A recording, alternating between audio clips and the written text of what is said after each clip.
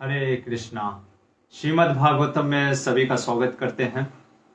आज हम तीसरे स्कंद के 11वें अध्याय से देखना प्रयास करेंगे। भागवत के प्रश्नों के उत्तर देते वक्त जो हम देख रहे हैं विदुर और मैत्रेय के संवाद में, मैत्रेय ऋषि विदुर से जब विदुर जी ने बताया कि इस भौतिक जगत में हर व्यक्ति सुख पाने की लालसा के कारण कर्म करता है, पर वो भव बंधन में फंसता चला जाता है। ऐसे भव बंधन से मुक्त करने का एकमात्र साधन है, क्या बोला, ये भागवत पुराण, श्रीमद् भागवत। मैत्रेय ऋषि कहते हैं, विदुर को कहते हैं, सोहम नृणाम चोल्ल सुखाय दुखम महद्गतानां विरमाय तस्य प्रवर्तये भागवतम पुराणाम यद आद साक्षात भगवान ऋषभ्य। कह रहे हैं कि हर व्यक्ति जो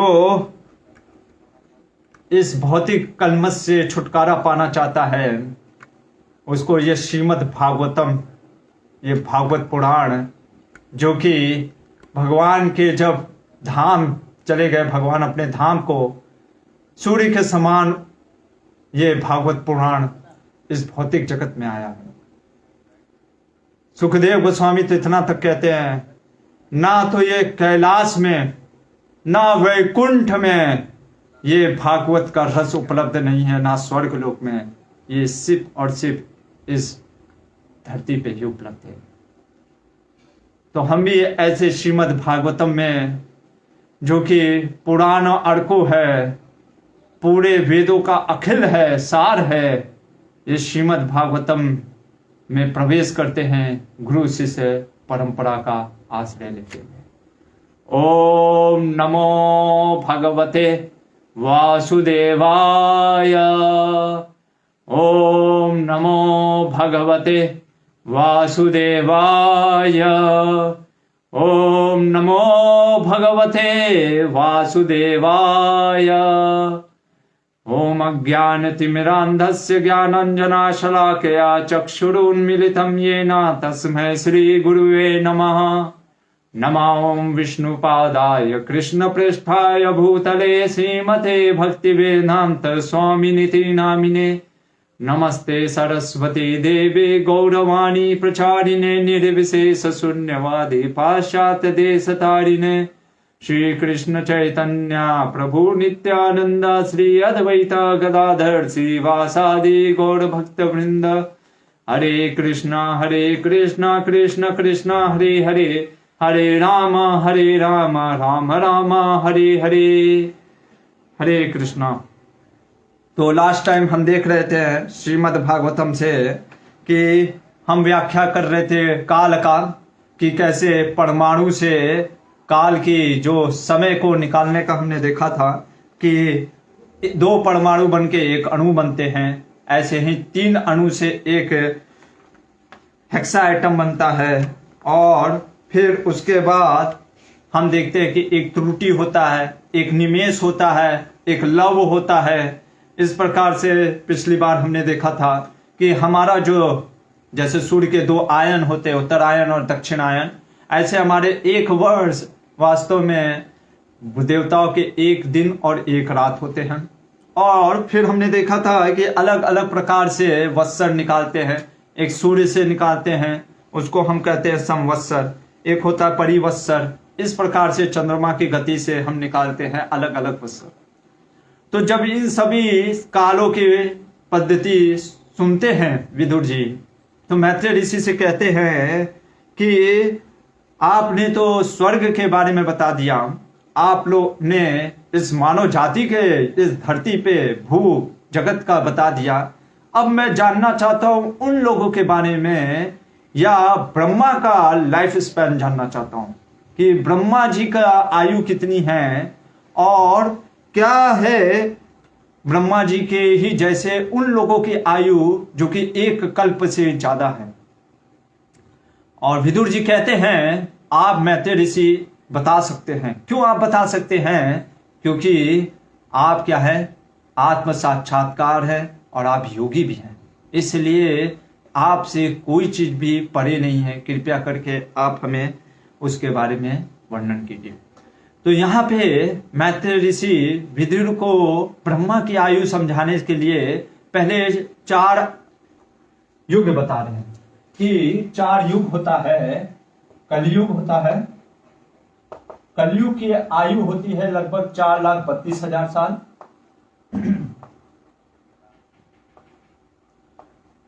उसी तरीके से द्वापर युग होता है। द्वापर युग ये होता है आपका कलयुग का 2 गुना। अगर इसको क्लियर लिख लें तो 2K। त्रेता युग आपका हो गया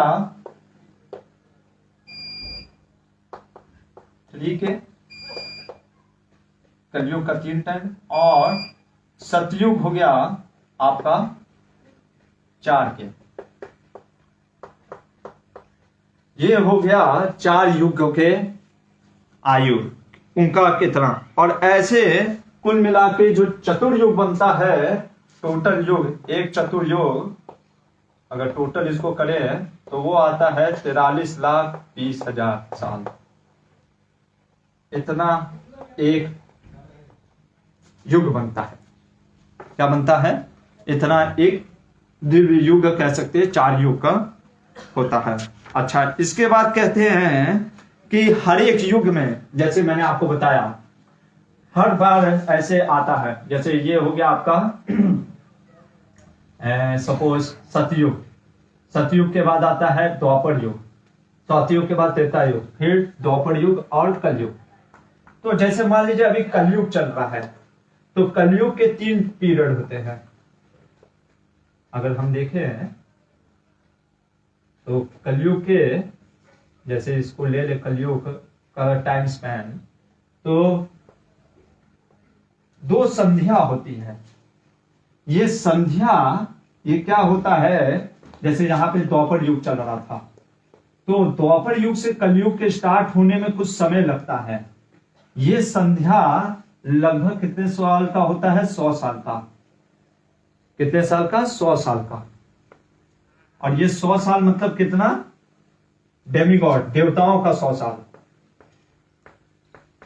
देवताओं का 1 साल, 1 साल देवताओं का हमारा 360 साल होता है, बराबर 360 साल, यानी 36,000 साल तक ये होता है। ये स्टार्ट होने से, कलयुग के स्टार्ट होने से पहले। और उसी तरीके से कलयुग के बाद फिर सतयुग फिर से स्टार्ट होगा, तो ये भी 100 साल का स्पैन होता है। ये सब संध्या होता है, बता रहे हैं। अच्छा, इसके बाद क्या कह रहे हैं कि सतयुग से जब कलयुग की तरफ बढ़ते हैं तो 1/4 धर्म घटते चला जाता है। जैसे कि 1/4, 3/4 हमने देखा था कि धर्म 3/4 यानी 4 जो प्रमुख धर्म है उसमें से 3 धर्म समाप्त हो जाते हैं, ये चीज बोलते हैं। और कह रहे हैं कि जो स्वर्ग लोक से, जैसे हम आपको बता देते हैं, बताया भी था, ब्रह्मलोक होता है, ऐसे 14 डिवीजन होते हैं। ब्रह्मलोक, उसके बाद आता है तपलोक, फिर आता है जनलोक, ठीक है।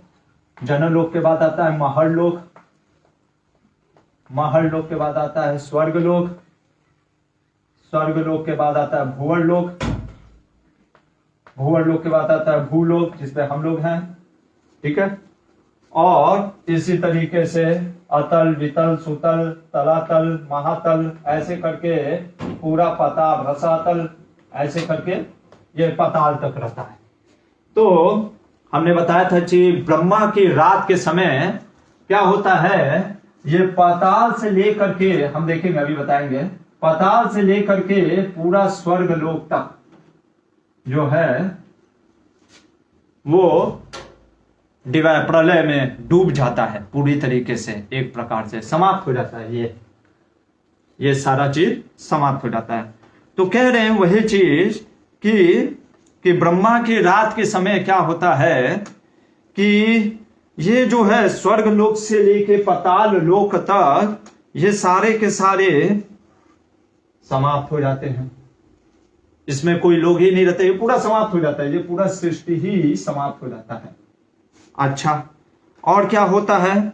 और कहते हैं कि ये जो महल लोक के लोग, यहाँ के जो लोग होते हैं वो ऊपर चले जाते हैं, जन लोग, क्योंकि ये जो रसातल, ये पाताल लोक के नीचे जो अनंत शेष हैं, भगवान अनंत अपने शेष फणों से जो आग उगल रहे होते हैं, उससे प्रभावित होने के कारण महल लोक के लोग, क्योंकि स्वयं अभी जस्ट नीचे देख रहे हैं कि अरे बाप रे बाप, पूरा सब समाप्त हो गया है। सोचिए आप ही के सामने एक बहुत भयंकर आग में पूरा समाप्त हो रहा है, तो कितना दुख होगा। तो इसलिए वो दुख के कारण महल लोक के लोग जनलोक की तरफ चले जाते हैं। यहाँ पे ये पूरी तरीके से खाली हो जाता है। अच्छा, और कह रहे हैं कि ये अनंत शेष क्या, किसके द्वारा? अनंत शेष प्लस जो रुद्र है, कालाग्नि रुद्र, हमारे आचार्य कहते हैं कि जो अनंत शेष के जो मुख होते हैं, फोरहेड, उससे एक रुद्र उत्पन्न होते हैं, 5वें स्कंद में हम पढ़ेंगे भी। तो वो कालाग्नि रुद्र अनंत शेष के साथ 100 साल तक, कितने? 100 साल तक आग उगलते हैं, पूरा यहां तक, प्रलय तक। फिर 100 साल तक बारिश होता है और हवाएं चलती रहती हैं, उनसे क्या होता है? पूरी तरीके से ये डूब जाते हैं। इस तरीके से लगभग 200 साल तक प्रलय होता रहता है। और उस समय, ये कब की बात की जा रही है? ब्रह्मा के रात की बात की जा रही है, कि जब ब्रह्मा का रात होता है तब क्या होता है? जब ब्रह्मा जी सोने जा रहे होते हैं। अच्छा, ब्रह्मा जी भी कैसे सोते हैं? हमारे आचार्य कहते हैं कि ब्रह्मा जी जो गर्भोदक्षाय विष्णु के बारे में सोचते हुए भगवान गर्भोदक्षाय विष्णु के अंदर ही चले जाते, जैसे हमने देखा था लास्ट टाइम। फिर वो गर्भोदक्षाय विष्णु से फिर निकलते हैं। तो उसी तरीके से गर्भोदक्षाय विष्णु में ये सारा जो क्रिएशन है, ये जनलोक से लेके ब्रह्मलोक तक जितने लोग भी रहते हैं, ये सब के सब गर्भोदक्षाय विष्णु के अंदर चले जाते हैं। और यहां पे कहते हैं कि तीनों जो जगत में इस प्रकार से, एक प्रकार से तीनों जगत कहते हैं, स्वर्ग और भूवर्ग और भूलोक, भूलोक के इन पूरे को भूलोक ले लेते हैं, तो ये पूरी तरीके से समाप्त हो जाती है। अच्छा, और क्या होता है? ब्रह्मा के एक दिन में हमने जैसे आपको बताया कि अच्छा, एक मनु का आयु लगभग 71 चतुर्युग और प्लस कुछ साल होते हैं। चतुर्युग कहने का मतलब ये जो 4 युग हैं, ऐसा। तो ऐसे एक मनु में 71 चतुर्युग होते हैं। और टोटल इसकी आयु अगर हम बात करें, हमारे कुछ ज्यादा होता है, प्लस कुछ ईयर्स होते हैं, एक्स्ट्रा ईयर। एग्जैक्टली 74 युग नहीं होता है, एग्जैक्ट साल होता है 306720 प्लस 3000 ईयर। ये इतना हमारा, यानी 1 दहाई सैकड़ा हजार 10,000 लाख 10 लाख करोड़ 10 करोड़ 30 करोड़ लगभग आयु है एक मनु की।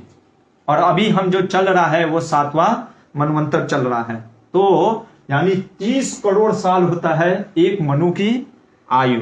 और हर एक मनु में आप देखोगे, जैसे हर एक मनु में क्या चेंज होते हैं? सप्तऋषि चेंज हो जाते हैं। जैसे इस मनवंतर में जो सप्तऋषि हैं, वो पिछले मनवंतर में सप्तऋषि अलग होंगे।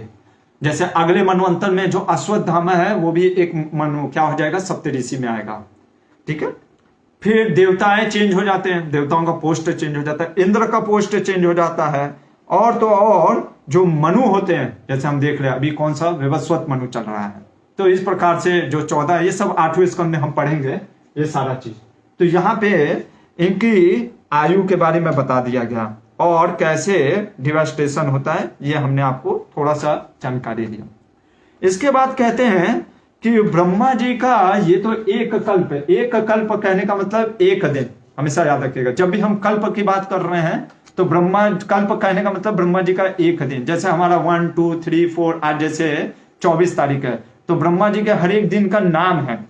तो पहला दिन, जो जिस दिन ब्रह्मा जी का बर्थडे सेलिब्रेट करते हैं, पहला दिन वो होता है ऐसे तो पहला तारीख जो ब्रह्मा जी का होता है उसको हम लोग कहते हैं श्वेत कल्प, जैसे आपको याद होगा। और 30वां तारीख को कहते हैं, 30वां दिन को क्या बोलते हैं? पितृकल्प। एक बार मैंने आपको बताया था पूरा 30 कल्प के नाम दूसरे स्कंद में। उसी तरीके से लेकिन जब ये ब्रह्मा जी जब जन्म लेते हैं पहली बार, तो उनका जो पहला दिन होता है वो श्वेत कल्प, और या उसको ब्रह्म कल्प भी कह देते हैं। क्या कह देते हैं? ब्रह्म कल्प, क्योंकि उस दिन ब्रह्मा ने जन्म लिया था। ठीक है। और 30वां जो पिछला जो हम लोग ने कल पढ़ा था शनिवार को, क्रिएशन किसका? पद्म कल्प का, उसका नाम पितृकल्प भी है। लेकिन पद्म कल्प क्यों पड़ा? क्योंकि हमने देखा था कि ब्रह्मा जी कहां से? लोटस, पद्म से प्रकट हुए थे। और उन्होंने, मैंने आपको बताया भी था कि पद्म का जो कमल है उसको 14 भागों में बांटा था, इस जो 14 भुवन को। इसलिए ये जो प्लानेट है कमल के शेप में है था, इसलिए पद्म कल्प कहते हैं। ये कारण है। ठीक है। अब आपके लिए हम कुछ विशेष लेके आए। किसी ने मेरे से प्रश्न किया, प्रभु जी ये पद्म कल्प किसका वर्णन किया गया है?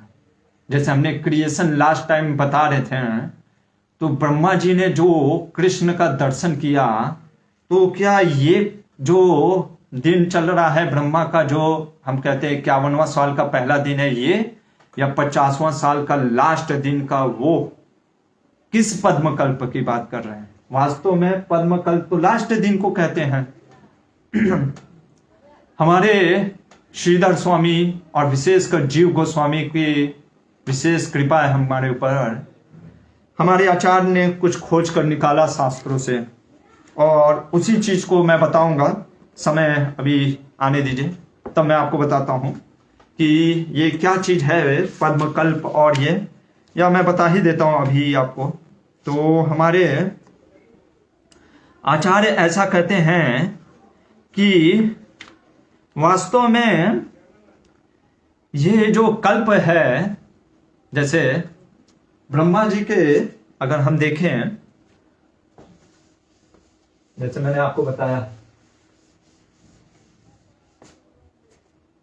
क्या बताया? जैसे अभी जो कल्प चल रहा है, मैंने आपको पहले भी बताया था कि ये ब्रह्मा जी का 51वां दिन, 51वां साल चल रहा है, और उसका पहला दिन क्या चल रहा है? पहला दिन चल रहा है, जिसका नाम होता है श्वेत कल्प, जिसका नाम होना चाहिए श्वेत कल्प। लेकिन इस कल्प में एक अवतार अवतरित हुए, इसलिए इसका नाम पड़ता है श्वेत वराह कल्प, क्योंकि वराह देव आते हैं, इसलिए इसका नाम श्वेत वराह कल्प भी है। ठीक है। श्वेत वराह कल्प भी है ये जो पहला दिन है। ठीक है। अब हमारे आचार्य कहते हैं, जीव गोस्वामी, खास करके विश्वनाथ चक्रवर्ती ठाकुर श्रीधर स्वामी के, ये क्या कहते हैं कि ये जो श्वेत वराह कल्प जो है ना, ये जो कल्प जो जिस कल्प में हम हैं अभी, ये जो ब्रह्मा जी का जो एक दिन चल रहा है पहला दिन, इसका नाम पद्म कल्प भी है। यानी इसके अनुसार जो लास्ट दिन का क्रिएशन है, वो जो हमने देखा वो भी पद्म कल्प है, ये भी पद्म कल्प है, इसका भी नाम पद्म कल्प है। यानी इस बार भी जो क्रिएशन हुआ, क्यों नहीं हो सकता? भगवान का दोबारा ब्रह्मा जी ने वैसे ही निकले, उन्होंने इस बार भी लोटस में 14 भुवन को डिवाइड किया है। ऐसा हमारे आचार्य ने लिखा है कि ये जो कल्प चल रहा है इसका नाम भी पद्म कल्प है। अगर आपको ज्यादा जानना है तो 3.1136 का हमारे विश्वनाथ चक्रवर्ती ठाकुर का जो सारार्थ दर्शनी है, उस पे टीका देख सकते हैं।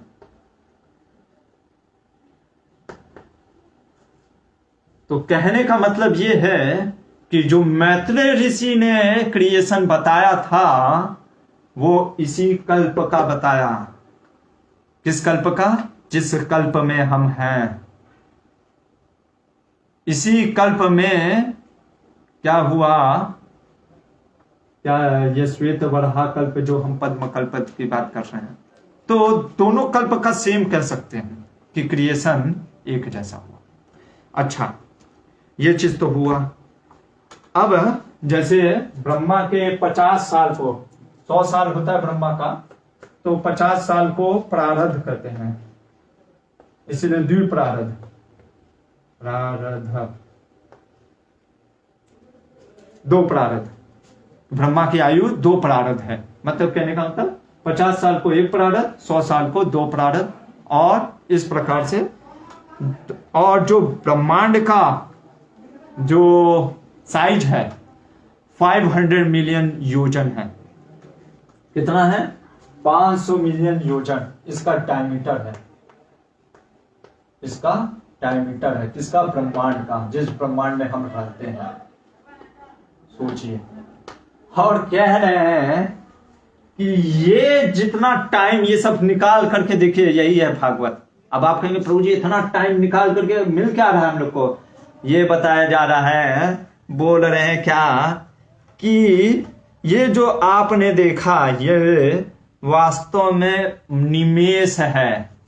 एक निमेष 8/15 सेकंड होता है। क्या है? एक निमेष है। किसके लिए? महाविष्णु जो लेटे हुए हैं। ये जितना हम कैलकुलेशन किए ना, ये महाविष्णु के लिए एक निमेष है, क्योंकि महाविष्णु सांस लेते हैं ब्रह्मांड अंदर, सांस छोड़ते हैं ब्रह्मांड बाहर। हम कितना सांस लेते हैं, कितना सांस छोड़ देते हैं, हमको भी नहीं पता। सोचिए, भगवान बस सांस लेते पूरा ब्रह्मांड अंदर आ जाता। महाविष्णु, कारणोदक्षाय विष्णु जो लेटे हुए हैं कारण सागर पे। तो इसलिए यहां पे कह रहे हैं कि ये महाविष्णु के लिए एक निमेष है। और कह रहे हैं ये ब्रह्मांड जो पूरा है वो भगवान के ब्रह्म ज्योति पे टिका है। जैसे हमने देखा भी था, पूरा ब्रह्म ज्योति जो है, जो कारण सागर पे जो ब्रह्म ज्योति आ रही है, फिर कारण सागर जो है जिसपे महाविष्णु लेटे हुए, ये ब्रह्म ज्योति का, जैसे ब्रह्म ज्योति के अगर आप समझिए ब्रह्म ज्योति है, ब्रह्म ज्योति में एक बादल सा है, एक छोटा सा कहीं बादल है, वही पूरा भौतिक जगत है। उस भौतिक जगत में अनंत ब्रह्मांड है, वो चीज हो रहा है। और उसी वो जो बादल है उसमें कारणोदक्षाय विष्णु लेटे हुए हैं। ये चीज दिखाया जा रहा है। तो सोचिए, हम कुछ नहीं है। आदमी क्या सोचता है कि हम बहुत हैं महान, भगवान के सामने कुछ नहीं है। और ये ब्रह्म ज्योति जो है, मैत्रेय ऋषि कह रहे हैं, वो कृष्ण सभी कारणों के कारण, ईश्वरा परमा कृष्णा सच्चिदानंद विग्रह, अनादिर आदिर गोविंद सर्व कारण कारणम। सभी कारणों के कारण गोविंद जो है वो है। ये है कृष्ण की महत्ता। हरे कृष्णा कृष्ण कृष्ण हरे हरे, हरे राम राम राम हरे हरे। सोचिए हम लोग कितना सौभाग्यशाली है कि हरे कृष्ण महामंत्र भगवान महाप्रभु और प्रभुपाद जी की कृपा से वो गोविंद का नाम लेने का मौका मिल रहा है। फिर भी व्यक्ति नहीं लेता है, फिर भी नहीं लेता है। गोविंद दामोदर माधवेति वक्तुम समर्थे पिना वक्ति ह कश्चित्, अहो जनानां व्यसनाभिमुख्यम जीवे पिबस्वामृतादेदैव, गोविंद दामोदर माधवेति, गोविंद दामोदर माधवेति, गोविंद दामोदर माधवेति, गोविंद दामोदर माधवेति, गोविंद दामोदर माधवेति। पीना चाहिए गोविंद दामोदर माधवेति के रस को। कितना सौभाग्य है हमारा। हरे कृष्णा। तो ये बीच बीच में आता रहेगा कैलकुलेशन। 8वें स्कंद में भी आएगा मनु के बारे में, उस समय हम फिर से चर्चा करेंगे। तो यहाँ पे 11वां जो अध्याय है समाप्त होता है, डिवीजन ऑफ टाइम। और अब यहां पे मैत्रेय ऋषि अब बताते हैं ब्रह्मा जी का जो क्रिएशन हो रहा है। ये जो क्रिएशन है, ये जो अब बता रहे हैं, ये आपको लगेगा कि ये पद्मकल्प की बात कर रहे हैं। हाँ, पर ये कौन से पद्मकल्प? जिस कल्प में हम हैं, जिस कल्प में हम हैं। अच्छा, एक प्रश्न उठता है, कई लोग बोलते हैं कि प्रभु जी ये चतुष्कुमार, ये भृगु मुनि, ये लोग का क्या आयु रहता है? तो हमारे आचार्य ने कहा है, खासकर विश्वनाथ चक्रवर्ती ठाकुर कहते हैं, ये चतुष्कुमार की भी आयु ब्रह्मा की इतनी ही आयु है। कितनी? जब ब्रह्मा मरेंगे तब ये मरेंगे, चतुष्कुमार मतलब मरेंगे इन द सेंस आध्यात्मिक जगत जाएंगे। अच्छा, तो आज हम देखेंगे कि चतुष्कुमार तो ब्रह्मा जी से निकलेंगे। तो वही चीज है जैसे गर्भोदक्षाय विष्णु से ब्रह्मा जी निकले। आप समझ रहे हैं? ब्रह्मा जी जैसे रात को सो गए तो फिर भगवान के कमल से फिर से निकले। भगवान के बार बार ब्रह्मा जी का जन्म थोड़ी ना हो रहा। ब्रह्मा जी विष्णु के शरीर में चले जाते हैं और फिर गर्भोदक्षाय विष्णु जब ब्रह्मा का 12 घंटा समाप्त हो जाता है, उड़ जाते हैं, आज चलो अब फिर से क्रिएशन करना है, तो वो जो है हम ब्रह्मा जी निकलते हैं। उसी तरीके से ब्रह्मा के माध्यम से जो 4 कुमार है वो निकलते हैं। वही चीज अब बताया जाएगा। तो यहां पे अब मैत्रेय ऋषि कहते हैं कि अब मैं आपको ब्रह्मा का क्रिएशन बताता हूं कि ब्रह्मा जी ने कैसे कैसे सबको क्रिएट किया। और सबसे पहले ब्रह्मा जी ने तमस को क्रिएट किया, अहंकार तमस। क्यों भैया तमस को ही क्रिएट किया? क्योंकि जब तक अहंकार में नहीं रहेगा व्यक्ति, भगवान को कैसे भूलेगा? भगवान को भूलना है ना। हम चाहते, अब आप कहोगे प्रभु जी भगवान को क्यों भूलना हम चाहते हैं? अरे आप चाहते हो, वो तो भगवान प्रभुपाद जी की कृपा से अब हमको पता चल रहा है कि नहीं हम चाहते हैं। लेकिन आप बाहर जाओ के किसी से पूछो, है भगवान का नाम मतलब हमें नहीं जानना है, तो आप ही चाहते हैं ना। इसीलिए भगवान ने, ब्रह्मा जी ने तमस क्रिएट किया। लेकिन देखिए जो महान भक्त होता है ना, ब्रह्मा जी महान भक्त हैं, उनको अच्छा नहीं लगा। अरे यार तमस को क्रिएट करना पड़ रहा है, लोगों को भुलवाना पड़ रहा है अपने कृष्णा से, भगवान से। बहुत दुखी हो गए। दुखी हो करके, जैसे व्यक्ति दुखी होता है तो क्या करता है? किसकी याद करता है? जिसकी याद आती है। ब्रह्मा जी को किसकी याद आती है? कृष्णा की याद आती है। यही है महान भक्तों के, उनको दुख होता है, कृष्णा को याद करते हैं, बैठ गए याद करने में। और भगवान ने कहा कोई बात नहीं, क्या करोगे, ऐसा होता है। और उस याद में, भगवान की याद में फिर वो कहते हैं हाँ क्रिएशन करना है, तो वो निकालते हैं कौन? कौन निकलते हैं? चतुष्कुमार, 4 कुमार। सबसे पहले छोटे हैं, आज भी 5 साल के हैं, लेकिन सबके परदादा से परदादा कौन है? 4 कुमार है हमारे। सबसे पहले ब्रह्मा जी के बाद कोई आया है तो ये 4 कुमार आए हैं। अच्छा, उससे पहले ये तो मैंने आपको बताया नहीं, 5 प्रकार के तम ब्रह्मा जी ने क्रिएट किया। नाम जान लीजिए बस। तमा से क्या होता है? व्यक्ति भूल जाता है कि वो भगवान का अंश है, ठीक है। मोहम से क्या होता है कि वो समझता है हम है, ये मेरा शरीर है। लिपस्टिक और क्या क्या, फेयर एंड लवली, ये सब लगाता है। क्यों लगाता है? क्योंकि वो शरीर को ही समझ जाता है कि ये चीज है। अच्छा, महामोहम मतलब ये होता है कि ये मेरा है, ये सब चीज मेरा है। ये कहां से आता है? महामोहम से। तमिश्रम मतलब होता है जब आदमी फ्रस्ट्रेट हो जाता है, गुस्सा आने लगता है। कोई सुनता है मैंने तुझे बोला था ना ऐसे करने के लिए, जब नहीं करता है वो कारण क्या होता है? तमिश्रम। और अंध तमिश्रम में क्या होता है? आदमी मर जाता है, ये होता है। अच्छा, तो ब्रह्मा जी जब दुखी हो गए और उन्होंने फिर चतुष्कुमार को क्रिएट किया, तो 4 कुमार के नाम है सनक, सनंद, सनातन और सनत कुमार।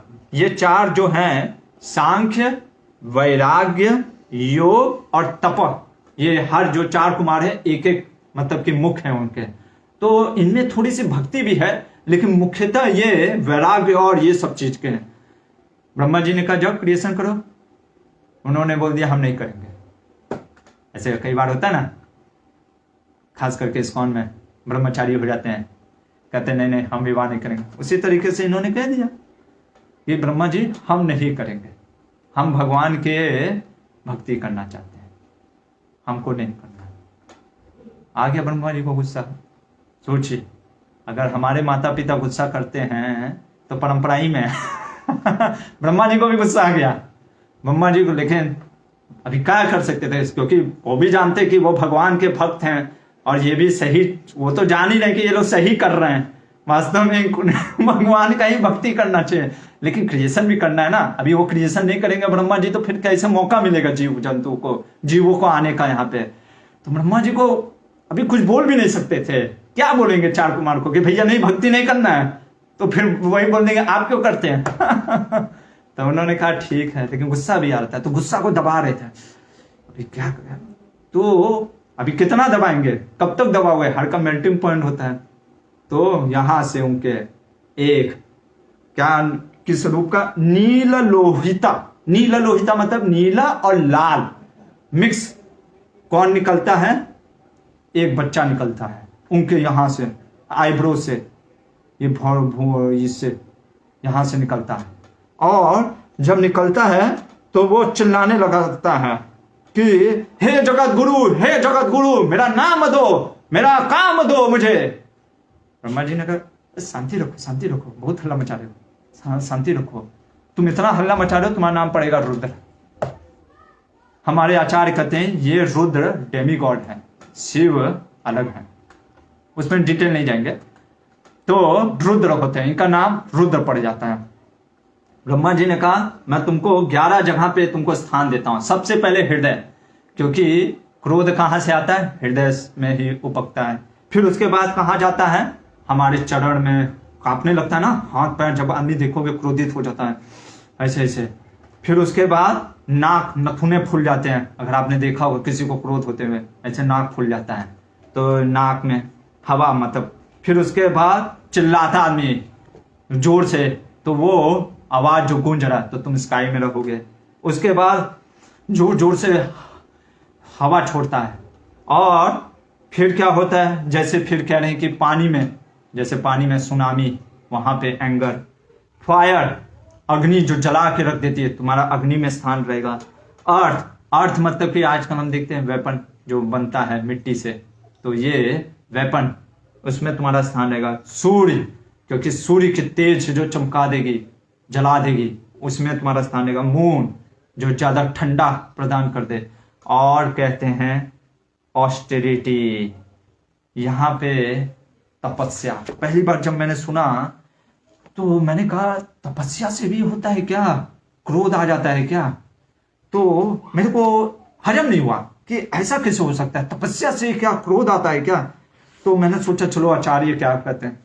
तो हमारे आचार्य, ये बहुत सुंदर है कि हमारे आचार्यों का भागवत में इतना मतलब कि वो मिला है कि आपको कोई भी डाउट हो तो आप आचार्यों के पास जा सकते हैं।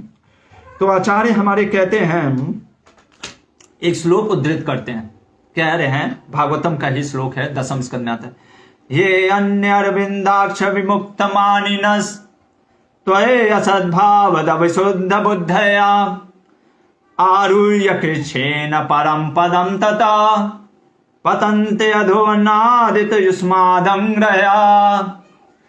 जो व्यक्ति योगी, इसीलिए आप देखोगे कई बार, किसी को मैं अपमानित नहीं कर रहा हूं, बड़े बड़े योगी हैं वो लोग, नागा बाबा, आप किसी योगी लोग को देखोगे बहुत क्रोधित होते हैं, बहुत ज्यादा क्रोध में रहते, तुरंत एकदम भस्म कर दूंगा योगी। क्यों?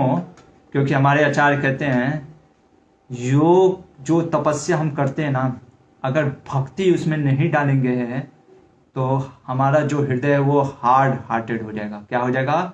हार्ड हो जाएगा। इसीलिए जो योगी लोग होते हैं वो थोड़े से गुस्सैल टाइप के होते हैं, यही कारण है। इसीलिए भक्ति का अंश आने से क्या होता है, थोड़ा सा हमारा जो हृदय है मुलायम होता है, ये हमारे आचार्य कहते हैं। तो वहां पे भी स्थान दिया। और फिर कहते हैं तुम्हारे नाम रहेंगे 11 नाम, मन्यु, मनु, महान, शिव, ऐसे करके, भव, काल, तो इस प्रकार से। और तुम्हारी 11 पत्नियां रुद्रानी, जैसे हम जानते भी हैं, उमा देवी, अंबिका, इरावती, स्वधा, दीक्षा, इस प्रकार से आपके नाम लेंगे। अब ब्रह्मा जी ने कहा भैया कि जाके तुम क्रिएशन करो, रुद्र को भेज दिया, भगवान रुद्र को। भगवान रुद्र ने स्टार्ट किया क्रिएशन करना। तो कैसा क्रिएशन किया? अपने ही जैसा, सब एकदम खूंखार दिखने वाले, सब एकदम आंख लाल लाल पूरा एकदम। ब्रह्मा जी ने कहा बाप रे बाप, एक तो ब्रह्मा जी के पीछे ही दौड़ गया मारने के लिए। ब्रह्मा जी ने कहा बस बस रुद्र, भगवान रुद्र रुक जाइए, आप जो क्रिएशन कर रहे हैं ना वो ऐसा लग रहा है कि डिस्ट्रक्शन करना है, नहीं नहीं नहीं आप रुकिए रुकिए। तो ब्रह्मा जी उनको कहते हैं कि आप क्या करिए, आप तपस्या में लग जाइए। अच्छा, तपस्या में से क्या होगा? तपस्या से ये होगा कि सबका भला होगा। दूसरा चीज ये, आप एक प्रकार से जीव पे कल्याण करेंगे और आप तपस्या से क्या है, भगवान को प्राप्त करेंगे। किसको? भगवान वासुदेव को।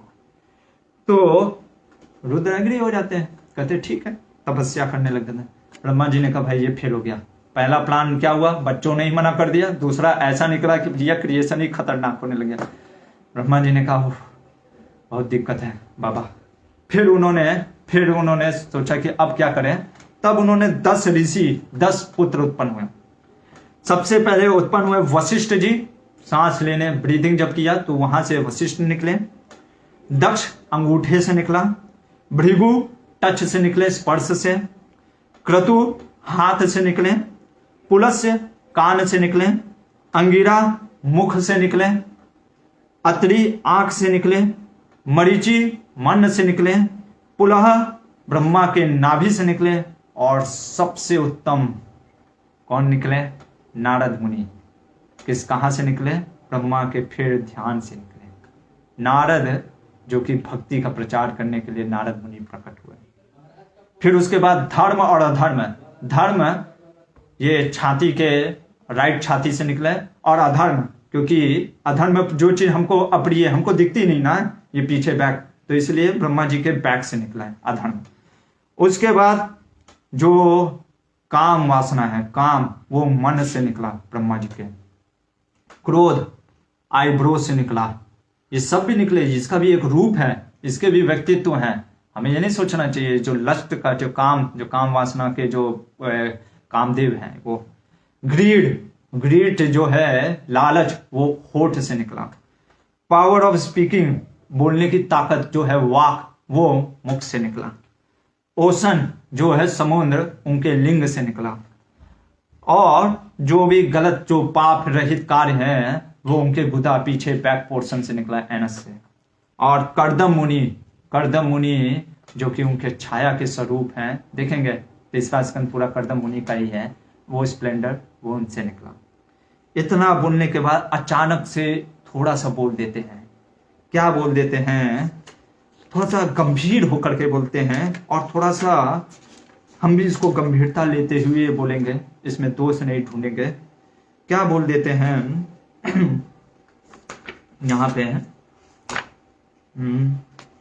एक मिनट, हरे कृष्णा श्लोक से ही बोलेंगे क्योंकि कुछ गंभीर चीज है। कहते हैं वाचम दुहितरम तन्विम स्वयंभूर हरतिम मना अकामा चकमे छत्त सकाम इति ना श्रुतम। 12वां अध्याय का 28वां श्लोक चल रहा है। बोल रहे हैं ऐसा मैंने सुना है। क्यों इति ना श्रुतम बोले? कारण मैं बताता हूं, पर क्या सुना है? कहते हैं अचानक से बोल रहे हैं, हे विदुर, हमने सुना है ब्रह्मा जी की एक पुत्री थी। क्या नाम था? वाचम दुहितरम, वाक उसका नाम था। कुछ लोग सरस्वती कहते हैं, पर भागवत में उसका नाम वाक है। वो जो कि वाच, जो कि बोलने की ताकत थी। ब्रह्मा जी अपनी ही पुत्री से जिसको उत्पन्न किए थे आकर्षित हो गए, और ब्रह्मा जी उसके पीछे काम वासना के कारण भागने लग गए। हमने ऐसा सुना था। क्यों उन्होंने ऐसा बोला? हमने सुना था, क्यों ऐसे थोड़ा सा डर के बोल रहे हैं? कारण क्या है? बड़े लोग जब गलती करते हैं, कोई ब्रह्मा शिव जैसे, हमें उपहास नहीं उड़ाना चाहिए। कारण क्यों? वो भगवान के डायरेक्ट पार्षद, अरे ब्रह्मा शिव तो भगवान के ही स्वरूप है। आज हम देखेंगे उनको वो लोग भगवान ही मानते हैं। क्यों? क्योंकि जैसे साक्षात हरित्वेना समससासे उक्तस्तथा भाव्यत एव सद्भिः किंतु प्रभोर्या प्रियैव तस्य वंदे गुरु श्री चरणारविंदम। भागवत देखिए, भागवत अन्य शास्त्रों से अलग है। यहाँ पे आप देखेंगे, जैसे हम अभी पढ़ते जाएंगे धीरे धीरे, बहुत बड़े बड़े लोग भी गलती की हैं। और भागवत देखिए, हमारा शास्त्र इसलिए यही बताता है कि ये भौतिक जगत इतना भयावह है, बड़ा बड़ा व्यक्ति भी कई बार गलती कर देता है। हमें उससे सीखना चाहिए, उन बड़े लोगों पे आरोप नहीं लगाना चाहिए। ये भी गिर गया, उससे क्या होता है ना, हम तो पतित, हमारा अगर 1% भी जो भक्ति है ना, हम वहां से भी गिर जाते हैं। भक्ति तो लॉस नहीं होगा, भक्ति तो सनातन है।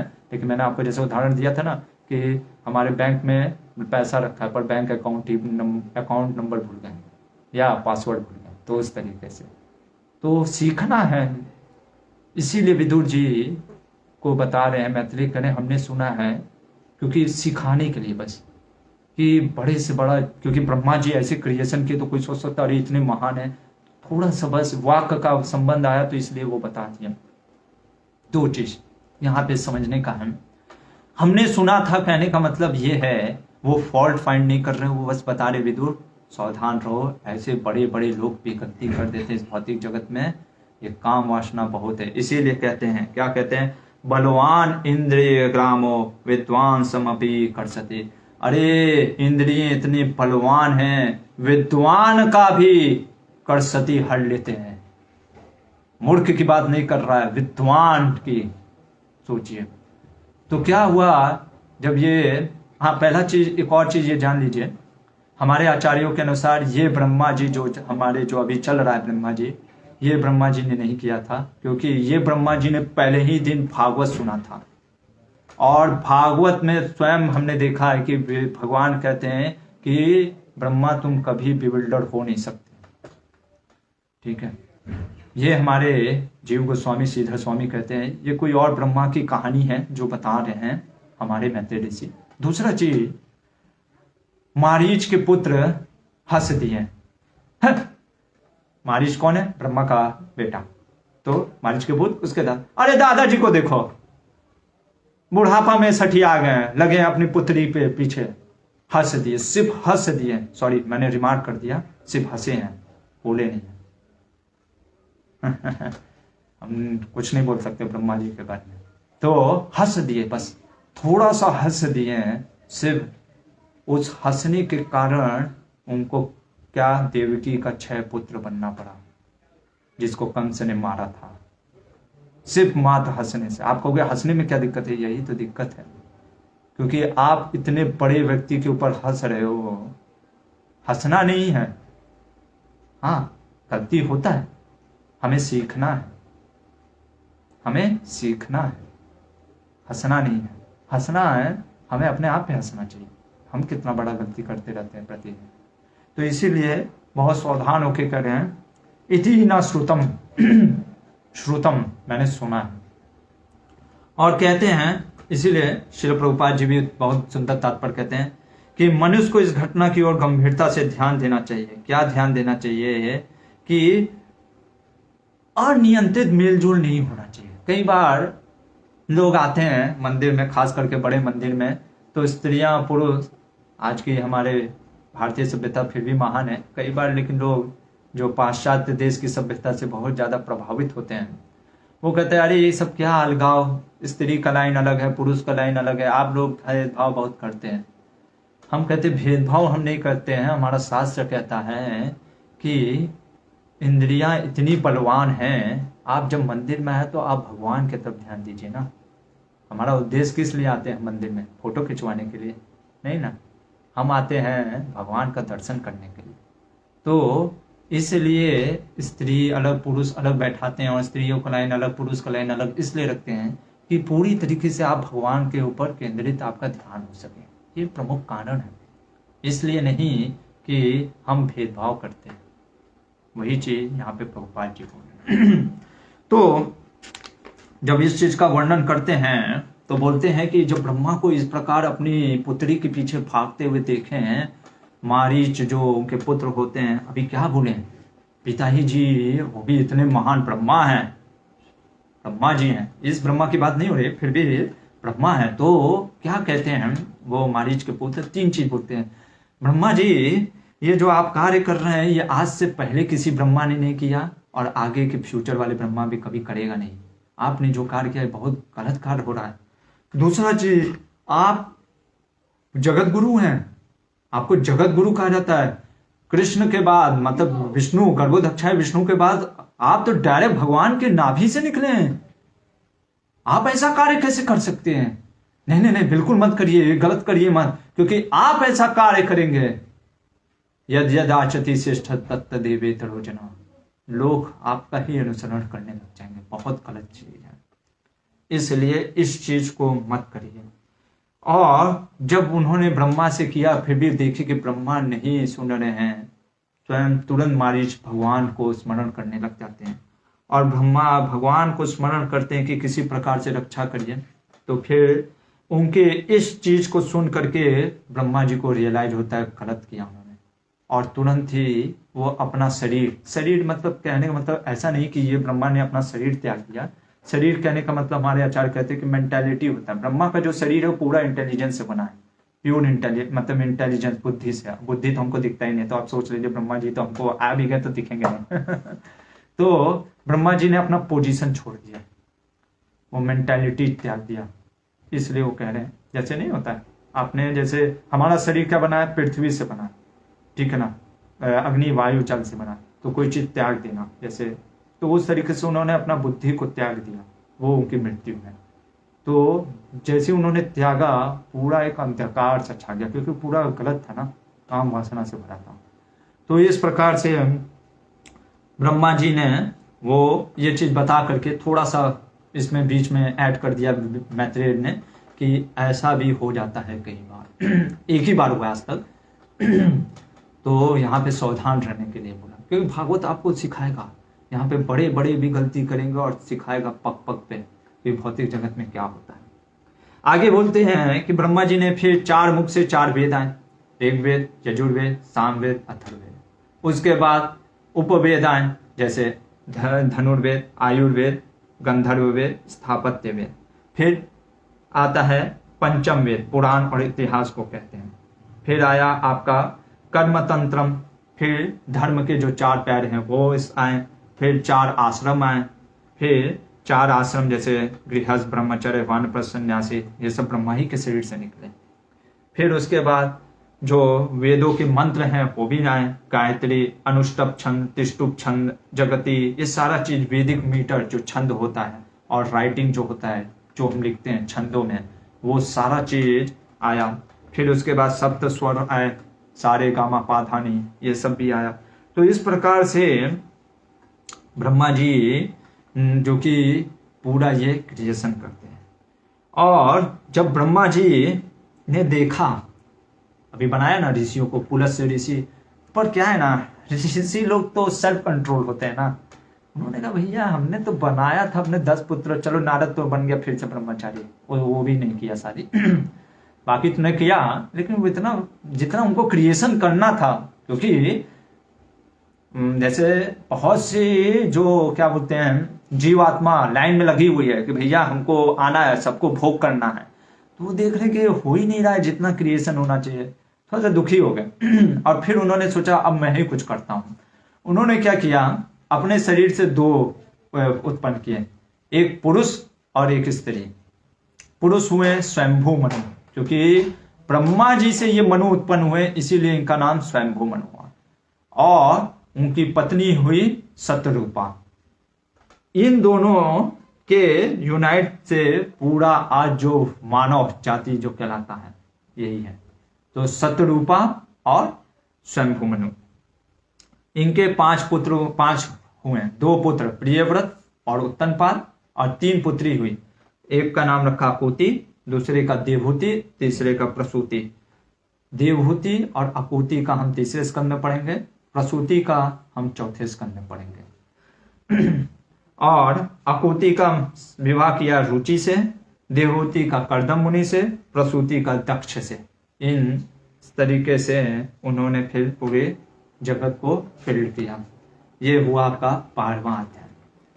यहाँ पे विदुर जी कहते हैं, जो कि भगवान की कथा में बहुत रुचि रखते हैं, 13वां अध्याय स्टार्ट होता है, यहाँ पे रुचि रखते हैं और वो कहते हैं कि मुझे आप ये बताइए कि स्वयंभू मनु और उनकी पत्नी जब विवाह किए तो फिर क्या किए। अभी कोई कहेगा अच्छा, विदुर जी बोलते हैं कि कृपया करके आप हमें उस स्वयंभू मनु राज ऋषि हैं, देखिए इसीलिए कोई कह सकता है ना, ये क्या विदुर जी आप बैठ गए हैं बात करने के लिए, भागवत में एक पत्नी पति कैसे मिले स्वयंभू मनु, आप उनके बारे में क्यों पूछ रहे हैं, क्या जरूरत है उसके बारे में पूछने का। तो कह रहे हैं कि जो स्वयंभू मनु है वो क्या है, वो भगवान का शेल्टर लिए, विश्वक्सेन सराया। अरे भगवान के भक्त हैं और राजाओं के राजा हैं। सबसे पहला राजा कौन है, स्वयंभू मनु इस कल्प के। तो इसलिए और कहते हैं श्रुतस्य पुंसां शुचिराश्रमस्य नानं जसासुरभिरीदितोऽर्थ तत्तद्गुणानो श्रवणं मुकुन्द पादारविन्दं हृदयेषु येषाम्। अरे एक भगवान के भक्त के बारे में कहाँ सुनना चाहिए, कहते गुरु के पास जा करके हमें भगवान के भक्तों के बारे में सुनना चाहिए, क्योंकि ये स्वयंभू मनु कौन है, भगवान के भक्त हैं। कोई ऐसे वैसे राजा के बारे में नहीं पूछ रहा हूं मैं, स्वयंभू मनु के बारे में पूछ रहा हूं, भगवान के भक्त हैं। और श्रील प्रभुपाद जी कहते हैं भगवान का जो भक्त होता है ना वो भगवान से अलग नहीं होता है। तो भगवान के भक्त की भी कथा भगवान के सामान ही, आप प्रहलाद की बात करोगे तो नरसिंहदेव की बात आ ही जाएगी, और नरसिंहदेव की बात करेंगे तो प्रहलाद की बात आ जाएगी। यस्य प्रसादात् भगवत प्रसादो यस्य प्रसादान्न गति कुतोपि ध्यायं तु वंतस्य यस्य संध्यं वंदे गुरो श्री चरणारविंदम। बिना गुरु बिना भक्तों की कृपा से भगवान का कृपा नहीं मिलता है, प्रसाद नहीं मिलता है, ये चीज है। क्योंकि भगवान का भक्त बनाता है, भोग लगाता है, तभी ना प्रसाद मिलेगा, एक तरीके से वो भी सोचे तो तो यहाँ पे कहते हैं कि गुरु के पास जाना चाहिए ऐसे भगवान के भक्तों के बारे में सुनने के लिए। इसलिए मैं आपसे सुनना चाहता हूं, जब विदुर जी इस प्रकार से बोल रहे होते हैं, मैत्रेय ऋषि कहते हैं, सोचते हैं ये विदुर, अरे ये विदुर है कौन। वो कहते हैं ये विदुर है जिसको 56 भोग, दुर्योधन के 56 भोग न खाए, विदुर के घर चले गए थे भगवान, 56 भोग छोड़ दिए दुर्योधन का, विदुर क्या खाए। और खाने के बाद भगवान विश्राम करने के लिए अपना जो दोनों चरण है किसके, विदुर के लैब पे दे दिया, जिस चरण के लिए लक्ष्मी जी सब लाइन में लगाया रहता है। लक्ष्मी जी कहती नहीं नहीं मैं नहीं छोड़ूंगी, वो कृष्ण का चरण मिला है विदुर जी को। हा, ऐसा संग मिल रहा है विदुर का, महाभागवत है, जिसको भगवान याद करते हैं जब जाते हैं तो वो सोच करके गदगद हो रहे हैं कि अरे विदुर, क्योंकि वो कह रहे कि इतना हम्बल और मीक है, मतलब सही में नम्र है कि जानना चाह रहे, इच्छुक है। मैं तो इतना गदगद हो रहा हूं कि विदुर का संग प्राप्त करके। मैत्रेय ऋषि सोच रहे हैं कि ऐसा विदुर का संग, विदुर संवाद चल रहा है। तो देखते हैं मैत्रेय ऋषि क्या बोलते हैं। तो मैत्रेय ऋषि कह रहे हैं कि जब पत्नी को प्राप्त करके ब्रह्मा जी को प्रणाम करते हैं और ब्रह्मा जी से बोलते हैं स्वयंभू मनु कि पिताश्री बताइए हम क्या कर सकते हैं आपके लिए, हम आपकी किस प्रकार से सेवा कर सकते हैं। तो ब्रह्मा जी सोचते अरे बाबा मेरा एक 4 पुत्र निकला था कहा था थोड़ा सा जाकर के क्रिएशन करो, कहा नहीं करेंगे। ऊपर से फिर मैंने 10 फिर रुद्र को बनाया, अरे बाबा वो तो ऐसा क्रिएशन करने लग गया। मैंने कहा भैया ठहर जाओ, तुम ज्यादा ही उत्पात मचा रहे हो। फिर मैंने 10 ऋषि को लिया, एक तो ब्रह्मचारी निकल गया नारद, ऊपर से बाकी सब ठीक है थोड़ा बहुत कर रहे हैं। अभी खुश हुआ मैं, हा। और कहते हैं और सुंदर बोल देते हैं, कहते हैं कि तुम्हारा जो शरणागति है मेरे प्रति बिना कोई भेदभाव के। और सबसे बड़ा चीज शब्द देखिए, गता मत्सरा। देखिए आज के जीवन में ना लोग किसी बड़े का इज्जत नहीं करते, कहते हम तुम्हारा बात क्यों सुने। उसका कारण है कि हम सोचते ना, ईगो होता है ना, अहंकार, हम तुम्हारा बात क्यों सुने। द्वेष होता है, हम तुम्हारा बात क्यों सुने, क्यों झुके तुम्हारे सामने, बड़े हो तो क्या हुआ। पर यहां पे हम देखते स्वयंभू मनु कहते हैं और ब्रह्मा जी करे, आप तुम्हारे अंदर कोई द्वेष नहीं है, तुम पूरी तरीके से करो यस सर, मैं आपकी क्या सेवा कर सकता हूं। और ब्रह्मा जी कहते हैं मैं तुमको 3 आदेश दे रहा हूं, तुम्हारे इस कार्य को देख करके मैं प्रसन्न हो गया हूं। और 3 आदेश देते हुए कहते हैं, पहला चीज मैं चाहता हूं कि तुम अपनी पत्नी के गर्भ से संतानें उत्पन्न करो। अच्छा, दूसरा चीज, ये पूरे जो भूमंडल के राज्य करो, पर कैसे राज करो, धर्म पूर्वक राज्य करो। तीसरा उस भगवान जो यज्ञ के पति हैं, भोक्तारम यज्ञेश्वर, उनका यज्ञ के द्वारा आराधना करो। और कह रहे हैं कि जब तुम इस प्रकार से कार्य करोगे तो क्या होगा, ये सबसे ग्रेटेस्ट सर्विस है। और ये सर्विस से भगवान प्रिय, जो भगवान को है ना प्रसन्न करोगे। ये जो तुम कार्य करने जा रहे हो ना, क्रिएशन, उससे भगवान प्रसन्न होंगे। कोई कह सकता है हम भगवान को क्यों प्रसन्न करें, क्या मिलेगा भगवान को प्रसन्न करने से। तो वो कहते हैं ब्रह्मा जी, ये साम न तुष्टो भगवान यज्ञ लिग्नो जनार्दना तेसाम श्रम ही अपार्थाय यद आत्मा नादिता स्वयं। अरे जो भगवान को प्रसन्न करने के लिए कार्य नहीं करता ना, वो सिर्फ श्रम करता, एक प्रकार से अपने हाथ पैर को बस दुखाता है, कोई करने से कोई फायदा नहीं है। जो लोग बोलते हैं ना कर्म ही पूजा है, कर्मण्येवाधिकारस्ते मा फलेषु कदाचन, ऐसे बोलते हैं। हमारे आचार्य कहते हैं कर्म पूजा है, लेकिन जब भगवान के लिए करोगे तब। नहीं तो ऐसे तो चोर भी कहेगा हमारा भी कर्म पूजा है, हम चोरी करते हैं, हम डेली पूजा करते हैं, चोर कहेगा हम पूजा करते हैं। ऐसे नहीं होता है।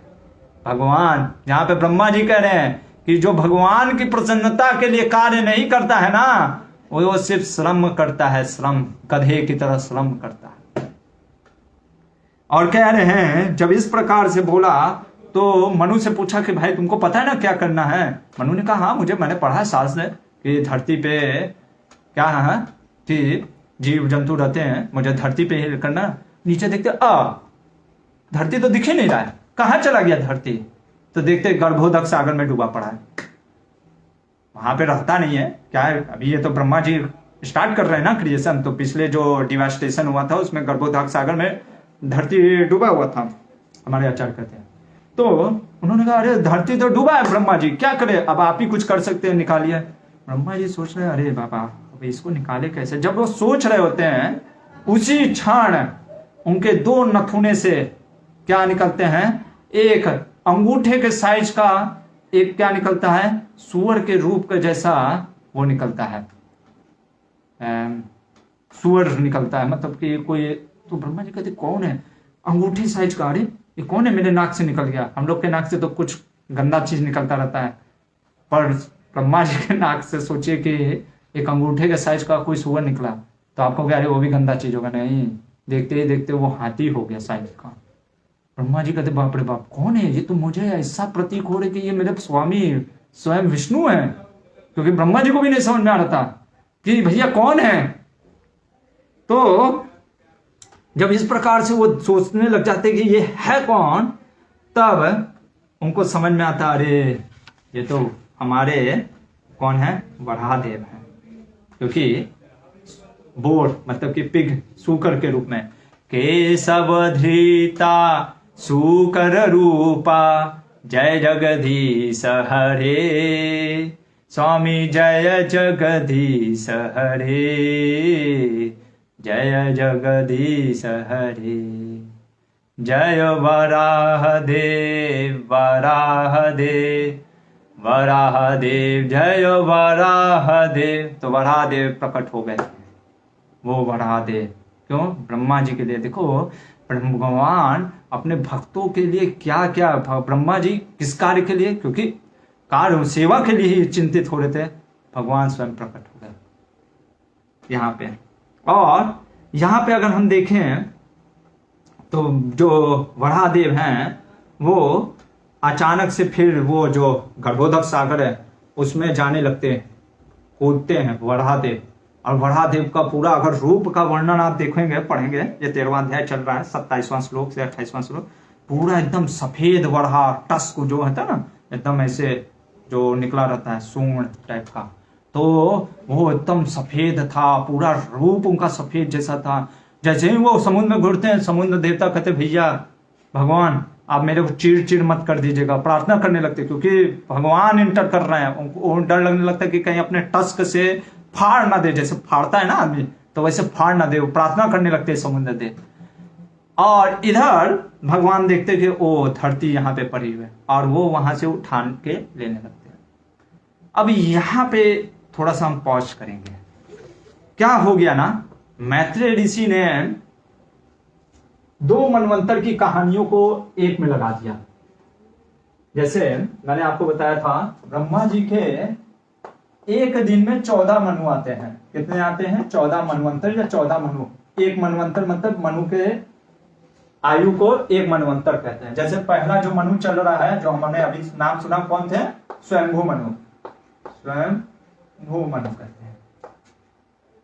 ठीक है, तो एक जैसे हम अभी जो जी रहे हैं वो 7वां मनु चल रहा है, उसको कहते हैं वैवस्वत मनु, वैवस्वत मनु कहते हैं, क्योंकि विवस्वान सूर्य देव के पुत्र हैं ये वैवस्वत मनु, इसलिए इनका नाम वैवस्वत मनु कहते हैं।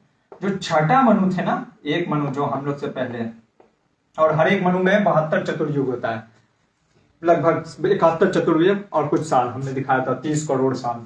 तो छठा मनवंतर का जो होता है चक्षुषा मनु को कहते हैं, ऐसे सब नाम होता है। तो क्या हुआ, वराहदेव यहां पे भी प्रकट होते हैं। और ये जो वराहदेव होते हैं, ये इनका श्वेत मतलब कि व्हाइट होते हैं, एकदम पूरे तरीके से सफेद होते हैं।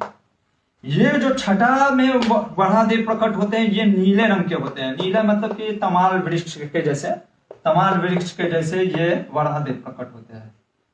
ये जब वराहदेव प्रकट होते हैं तो ये सिर्फ जो धरती गिरी थी गर्भोदक सागर में, ये जो धरती था गर्भोदक सागर में डूब गया था, उसको निकालने के लिए ये वराहदेव आए थे। और ये वराहदेव इसलिए आए थे, हिरण्याक्ष करके एक असुर था, उसने धरती को ले जा करके गर्भोदक सागर में डुबो दिया था, रसातल में। ठीक है, तो ये दोनों वराहदेव की कहानी को मिक्स कर दिया इन द सेंस एक ही बार में बता दिया। कौन? मैत्रेय ऋषि। तो इसीलिए आप देखोगे अभी जो बोलेंगे कि वराहदेव ने देखा कि धरती गर्भोदक सागर में पड़ी है और वो उसको उठाते हैं, और जैसे ही वो उठा करके लेके जाने लगते हैं तो क्या वो देखते कि एक राक्षस जो कि लेकर के आता है, क्या गदा, उनके ऊपर वही हिरण्याक्ष आकर के अटैक करने लग जाता है। किसके ऊपर? वराहदेव पे। तो ये छठा मनवंतर की कहानी है। तो ये एक पहला और छठा को एक तरीके से एक ही में मिला करके बता रहे हैं।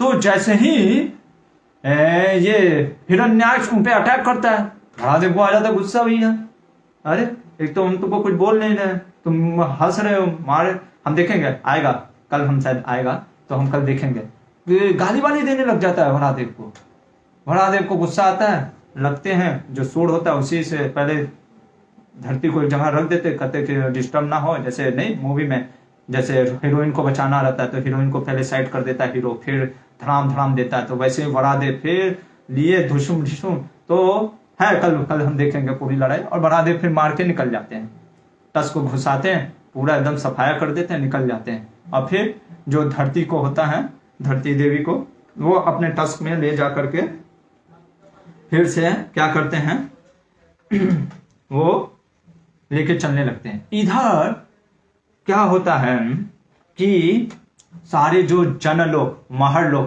तप लोग के जो सब वो थे ऋषि मुनि, देख करके आश्चर्य करने लगते हैं, स्वास्थ्य वाचन करने लगते हैं और भगवान का ग्लोरिफिकेशन करने लगते हैं। और क्या कहते हैं, भगवान को देख करके बहुत खुश हो जाते हैं। क्या बोलने लग जाते हैं भगवान को? कहते हैं कि अरे भगवान, आपका जो रूप है ना वेदों की तरह है।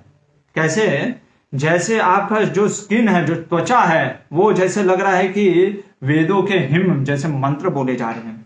आपका जो बॉडीली हेयर है, क्योंकि देखिए क्या है ना, ये जो ऋषि मुनि है, देखिए हर कोई अपने अपने भाव से प्रार्थना करता है। अभी वो लोग हमेशा यज्ञ यज्ञ करते थे, तो इसलिए भगवान को यज्ञ की तरह ही देख रहे हैं। तो देखिए आपका जो बाल है ना, वो ऐसा लग रहा है कुछ ग्रास है जो जिसमें हम बैठते हैं, और आपकी आंखें ऐसी लग रही कि जैसे घी के समान है, और आपका जो 4 पैर है वो ऐसा लग रहा है कि वो चातुर्होत्रम होता है ना, उस तरीके से। तो इस प्रकार से कहते हैं कि अरे आपका वो लोग दर्शन नहीं कर सकते हैं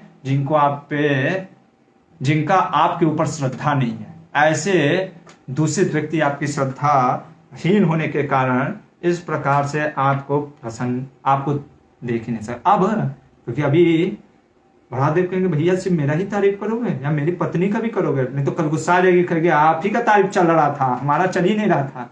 क्योंकि भगवान की भू शक्ति है ना, भू जैसे हम देखते हैं भू और श्री शक्ति ऐसे। तो फिर ये लोग स्टार्ट हो जाते हैं कहने कि भगवान जैसे एक हाथी कमलिनी को, कमल नहीं कमलिनी कह लें, कमलिनी मतलब कमल का कमलिनी, जैसे कमलिनी को निकालता है, वैसे आपने आराम से अपने ये टस्क से धरती मां को उठा लिया। और कह रहे हैं कि जैसे एक पिता माता के गर्भ में क्या डालता है, बीज डालता है पुत्र का उत्पन्न। तो हम जो क्योंकि धरती में अब यहाँ पे जो है ना, ये स्वयंभू मनु का है चल रहा है, ठीक है ना, क्योंकि स्वयंभू मनु को कहा गया था कि ये धरती पे आप शासन करना। तो अब आपने, क्योंकि आप हमारे हो गए पिता, माँ धरती हो गई हमारी धरती माता, और जो जीव जंतु अब आएंगे इस धरती पे क्या यहाँ पे राज्य करेंगे। तो आप एक तरीके से हमारे माता पिता हैं, क्योंकि आपने संग किया अभी माँ भूदेवी का। अच्छा, इसके बाद कह रहे हैं कि अरे कोई आश्चर्य की चीज नहीं है। क्या आश्चर्य की चीज नहीं कि आपने भगवान, कोई ऐसा मुझे आश्चर्य नहीं लग रहा है। अच्छा, क्या आश्चर्य नहीं लग रहा है?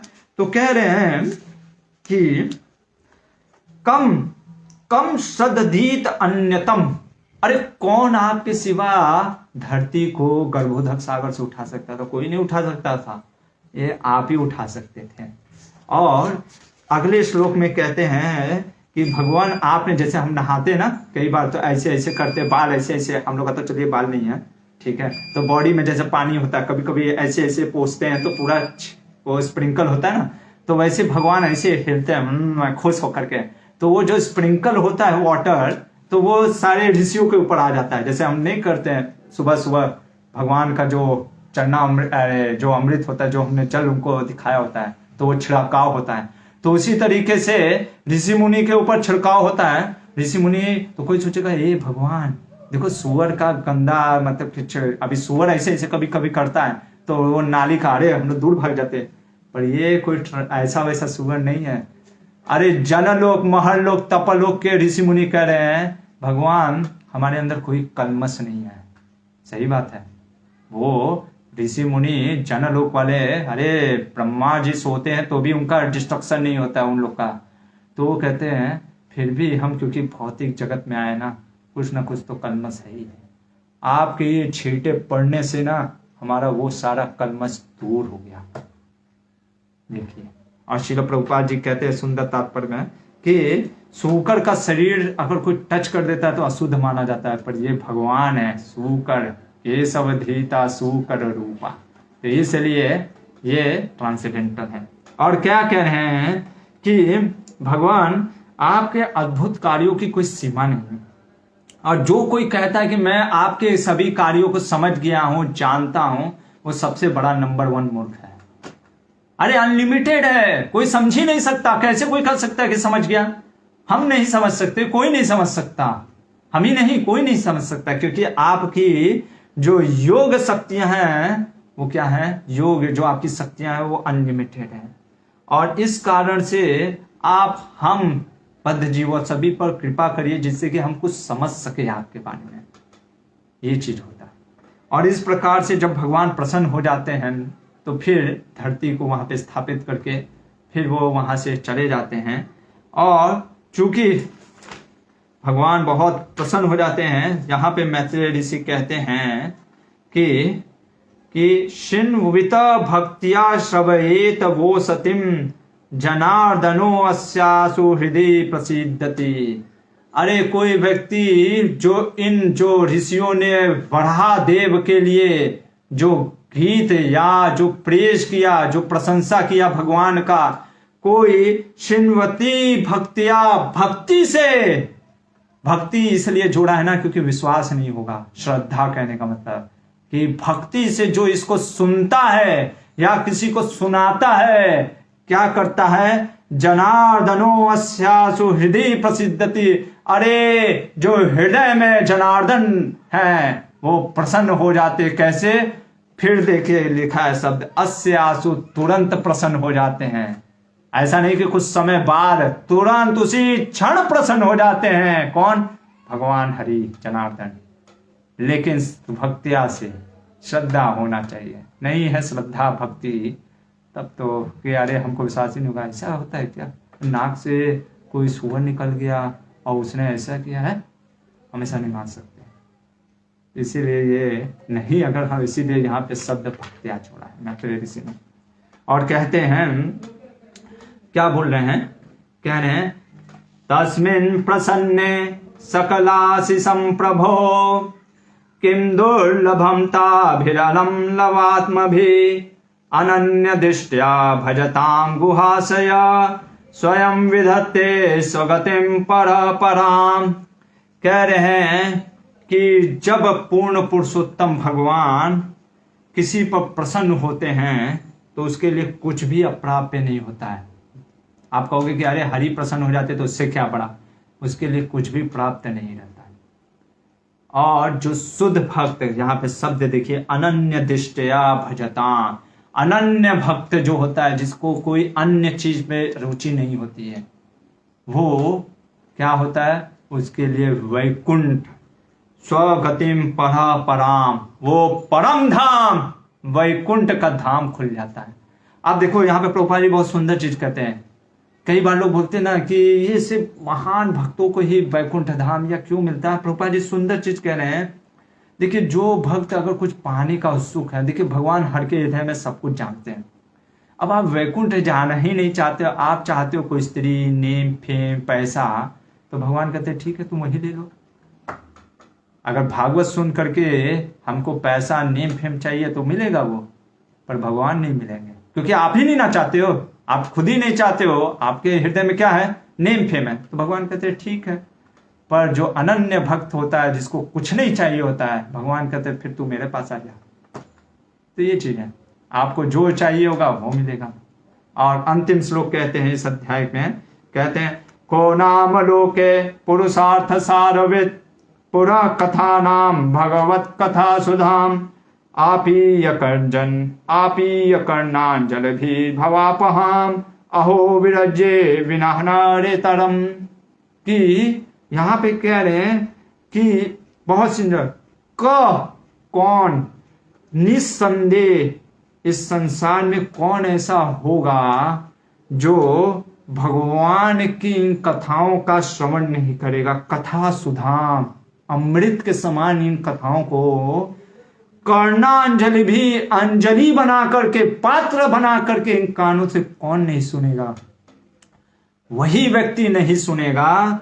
कहते हैं अहो विरजे विना नर ईतरम, जो मनुष्य नहीं है ना वही नहीं सुनेगा, उसी का मन नहीं लगेगा भगवान की कथाओं में श्रवण करने का। इतना रोचक है।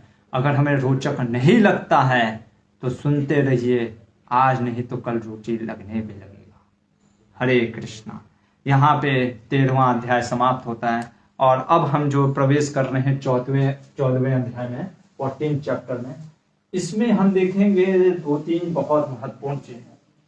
आखिर विदुर जी ने प्रश्न किया, आपने तो बड़ा जल्दी में बता दिया। देखिए यही होता महाभागवत को लोगों का लक्षण। आपने फट से बता दिया कि वो बढ़ा दे, क्योंकि उन्होंने वो क्या था, मैत्रेय ऋषि ने सोचा कि देखो 2 बार आया चक्षुषा मनवंतर में और श्वेत अभी तो मैं पहला मनवंतर का बाहर बता रहा हूँ, कौन थे, स्वयंभू मनु का। तो वो सोचते कि थोड़ा सा निकाल देते हैं। तो वो थोड़ा समय निकाल के बोलना चाहते हैं कि भैया वराहदेव आए थे, उठाए थे धरती को गर्भोदक सागर से, और फिर उसको हिरण्याक्ष को मार के निकल गए, और फिर प्रार्थना करने लग गए, प्रार्थना पे ध्यान देने लग गए। विदुर जी ने कहा रुकिए, ये क्या आपने तुरंत बता दिया कि हिरण्याक्ष मिला, मार दिया? पहले ये बताइए हिरण्याक्ष को मारा क्यों? हिरण्याक्ष था कौन, कहां से आया, बैकग्राउंड किस लिए लड़ाई हुई? क्योंकि भगवान से संबंध है ना। विदुर जी भगवान के भक्त, तुरंत एकदम अटेंटिव, यही है चीज श्रद्धा, अटेंटिव हियरिंग। आप देखोगे बार बार ऐसे ही जो परीक्षित महाराज भी कहते हैं 10वें स्कंद में कि 1 साल के बाद उन लोगों को पता चला, क्या देखेंगे 10वें स्कंद में, तो परीक्षित कहते हैं अरे ये 1 साल बाद क्यों हुआ, ये बताइए, कहानी 1 साल बाद क्यों बताया? इतना अटेंटिव, सोचिए मरने वाला है व्यक्ति, उसका ध्यान सिर्फ भगवान में, भूख प्यास में नहीं है। ऐसा अटेंटिव अगर किसी को चाहिए, उसी क्षण उसको भगवान की प्राप्ति होगी। तो यहाँ पे विदुर जी कहते हैं कि भाई आप ऐसा, मैत्रेय ऋषि इस प्रकार से आप बता रहे हैं, ठीक है, अच्छा है, लेकिन आप ये तो बताइए ऐसा हुआ क्यों, और कृपया करके आप ये मत सोचिएगा, कहते हैं अपने आप को श्रद्धाधानाय भक्तया। अरे मुझे फेथ है, कोई कह सकता है, मान लो मैत्रेय ऋषि कह दे अरे विदुर जी आपको पता नहीं फेथ हो या ना हो, ऐसा मैत्रेय ऋषि कह नहीं रहे, लेकिन तो इसीलिए विदुर जी पहले बोल दिए कि मैं श्रद्धा रखता हूं। अरे भगवान के बारे में जिज्ञासु होने के कारण मना परम कौतूहलम, मेरा मन कौतूहल हो रहा है, मेरे को तृप्ति नहीं हो रही है भगवान के, आप सुनाते जा रहे तो मेरे को, देखिए यही है भगवान की कथा ऐसी है ना कि तृप्त नहीं होता है व्यक्ति। वास्तव में भागवत सुनने के बाद ऐसा नहीं होना चाहिए कि हाँ अभी हो गया, समाप्त हो गया, हाँ चलो बहुत दिन था, नहीं, भागवत सुनने के बाद लगना चाहिए अरे क्यों समाप्त हो गया, और सुनने की इच्छा होनी चाहिए, ये चीज है। तो यहाँ पे जब मैत्रेय ऋषि तो सबसे पहले विदुर को कहते हैं अरे विदुर तुमने जो प्रश्न कर दिया फिर ना, वो क्या है, लोगों को भव सागर से पार कराने वाला चीज है। प्रूफ क्या है? कोई कहेगा अरे आप तो हर बार प्रूफ, भव सागर क्या प्रूफ है?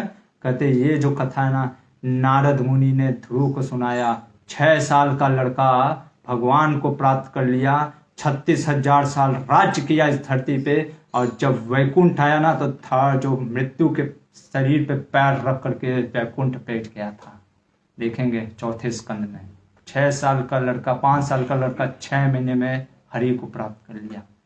तो ये है प्रूफ। और कहते हैं चलो मैं आपको इतिहास सुनाता हूँ हिरण्याक्ष का। पहले कहाँ से आया हिरण्याक्ष, कौन था हिरण्याक्ष?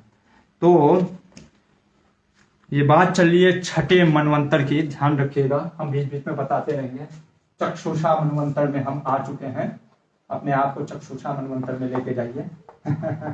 चक्षुषा मनवंतर में, क्योंकि ये दक्ष 2 बार आएगा, हम स्टोरी भी सुनाएंगे दक्ष का 4थे स्कंद में जब आएगा। तो ये जो दक्ष हैं ये प्रचेतास के पुत्र हैं, और अभी ये क्षत्रिय बन गए, पहले ब्राह्मण थे।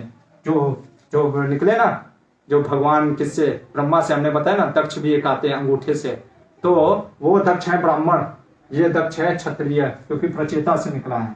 और ये 6वें मनवंतर की बात चल रही है। वो दक्ष कौन है पहले मनवंतर में, वो अलग है, वो सती की कहानी है, ठीक है ना, मिस मत करिएगा। चक्षुषा मनवंतर चल रहा है, एक मनवंतर पहले की कहानी है। दक्ष जो इसकी क्षत्रिय है, इसकी पुत्री होती है 13 पुत्री, बहुत पुत्री होती है, 13 पुत्रियों को उसने पहले कश्यप मुनि को दे दिया।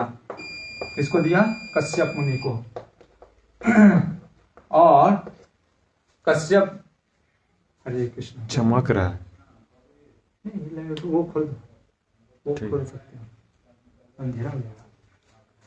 13 पुत्री को दे दिया कश्यप मुनि को, फिर प्लस 4 पुत्री और देते हैं। तो उसमें से एक है दीति। दीति का विवाह हुआ है कश्यप मुनि से। ये स्टोरी चल रहा है। तो क्या हो रहा है, एक समय की बात है, संध्या काल है, ट्यूलाइट जिसको कहते हैं। संध्या काल मतलब कि सूर्यास्त, सूर्योदय, सूर्य अब आपको नहीं दिख रहा है पर पूरा अंधेरा भी नहीं हुआ है, ट्यूलाइट का समय, लगभग समझ लीजिए अभी का समय 5 से 6:30, जब पूरा अंधेरा भी नहीं हुआ है और संध्या का समय है।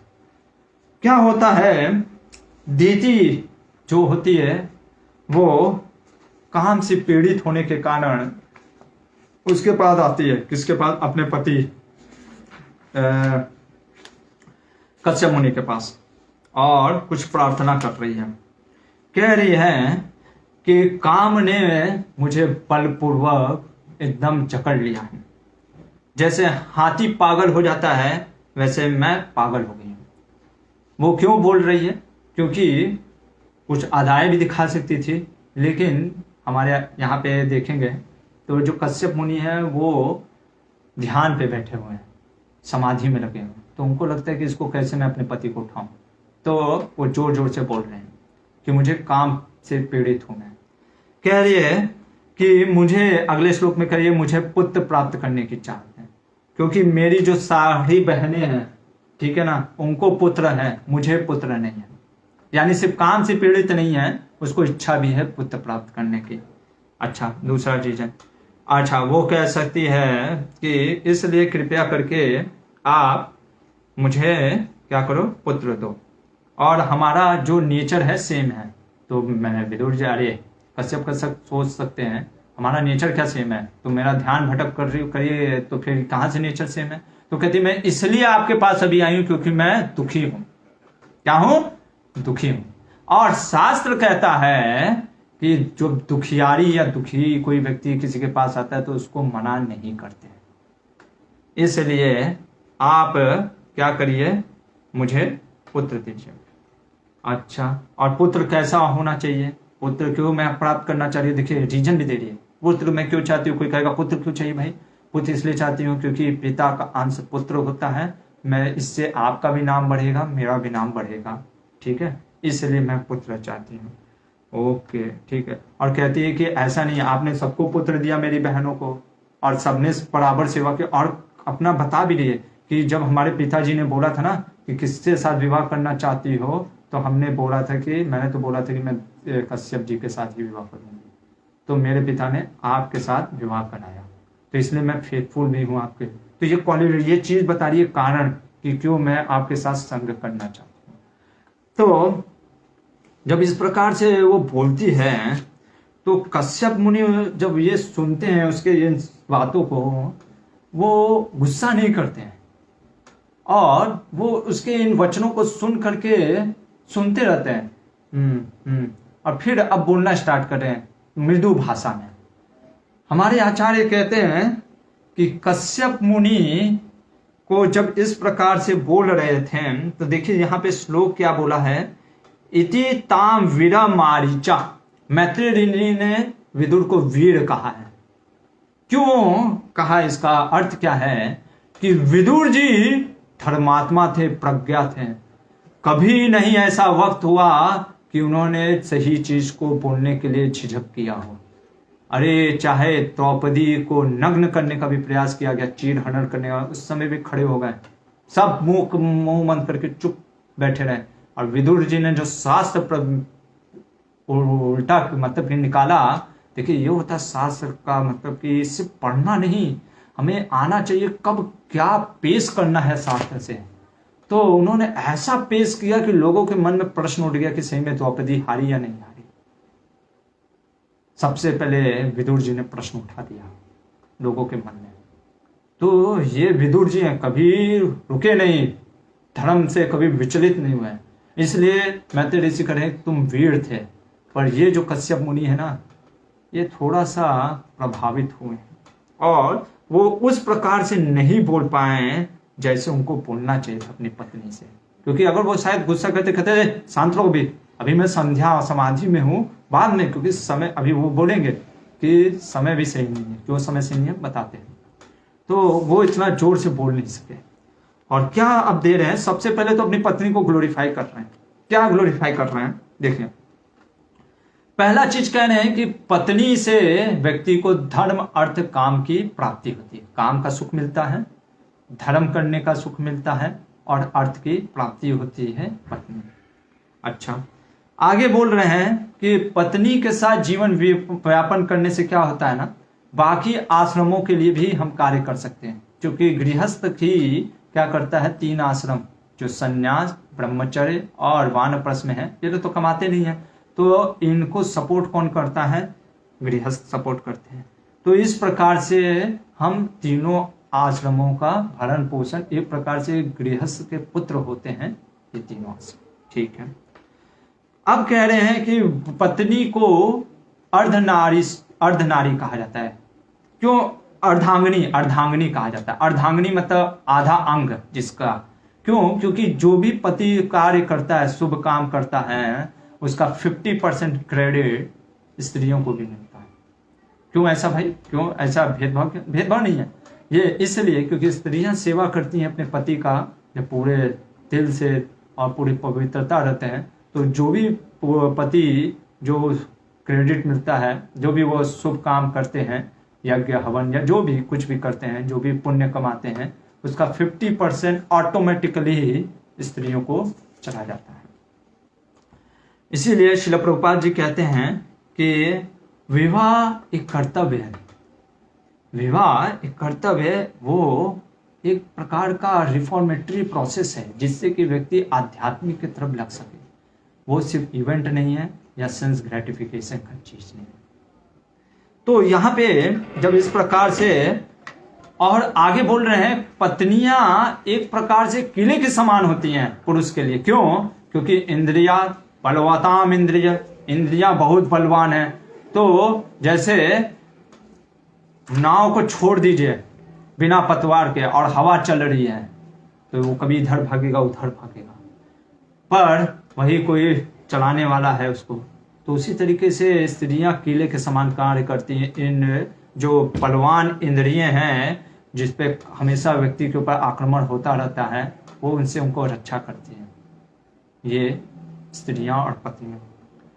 इस प्रकार से जब वो बोल रहे थे और फिर कहते हैं कि अपनी पत्नी को कहते कि मैं तुम्हारा कभी ऋण नहीं चुका सकता। देखिए कह रहे हैं कश्यप मुनि, मैं तुम्हारा ऋण अरे चुका ही नहीं सकता। तुमने जो मेरी सेवा की है, बहुत सेवा की है, बहुत सुंदर सेवा की है, मैं तुम्हारा कभी भी ऋण नहीं चुका सकता दीदी। इस प्रकार से वो बोलते हैं और कहते तुम तो घर की रानी हो। अरे मेरी रानी, अरे अरे अरे क्यों तुम उदास हो रही हो? और ये बोल करके कहते हैं कि पर रुक जाओ, एक मुहूर्त रुक जाओ। देखो मुहूर्त का बहुत आज हम समझते नहीं ना है। महाभारत में भी मैंने बताया था, मुहूर्त का बहुत ही विशेष होता है। किसी भी मुहूर्त में हम कुछ भी नहीं कर सकते। तो यहाँ पे कहते हैं एक मुहूर्त रुक जाओ। अच्छा क्यों रुक जाए? कहते हैं सबसे पहले कि अगर नहीं रुकोगी ना तो गड़बड़ हो जाएगा। क्या गड़बड़ हो जाएगा?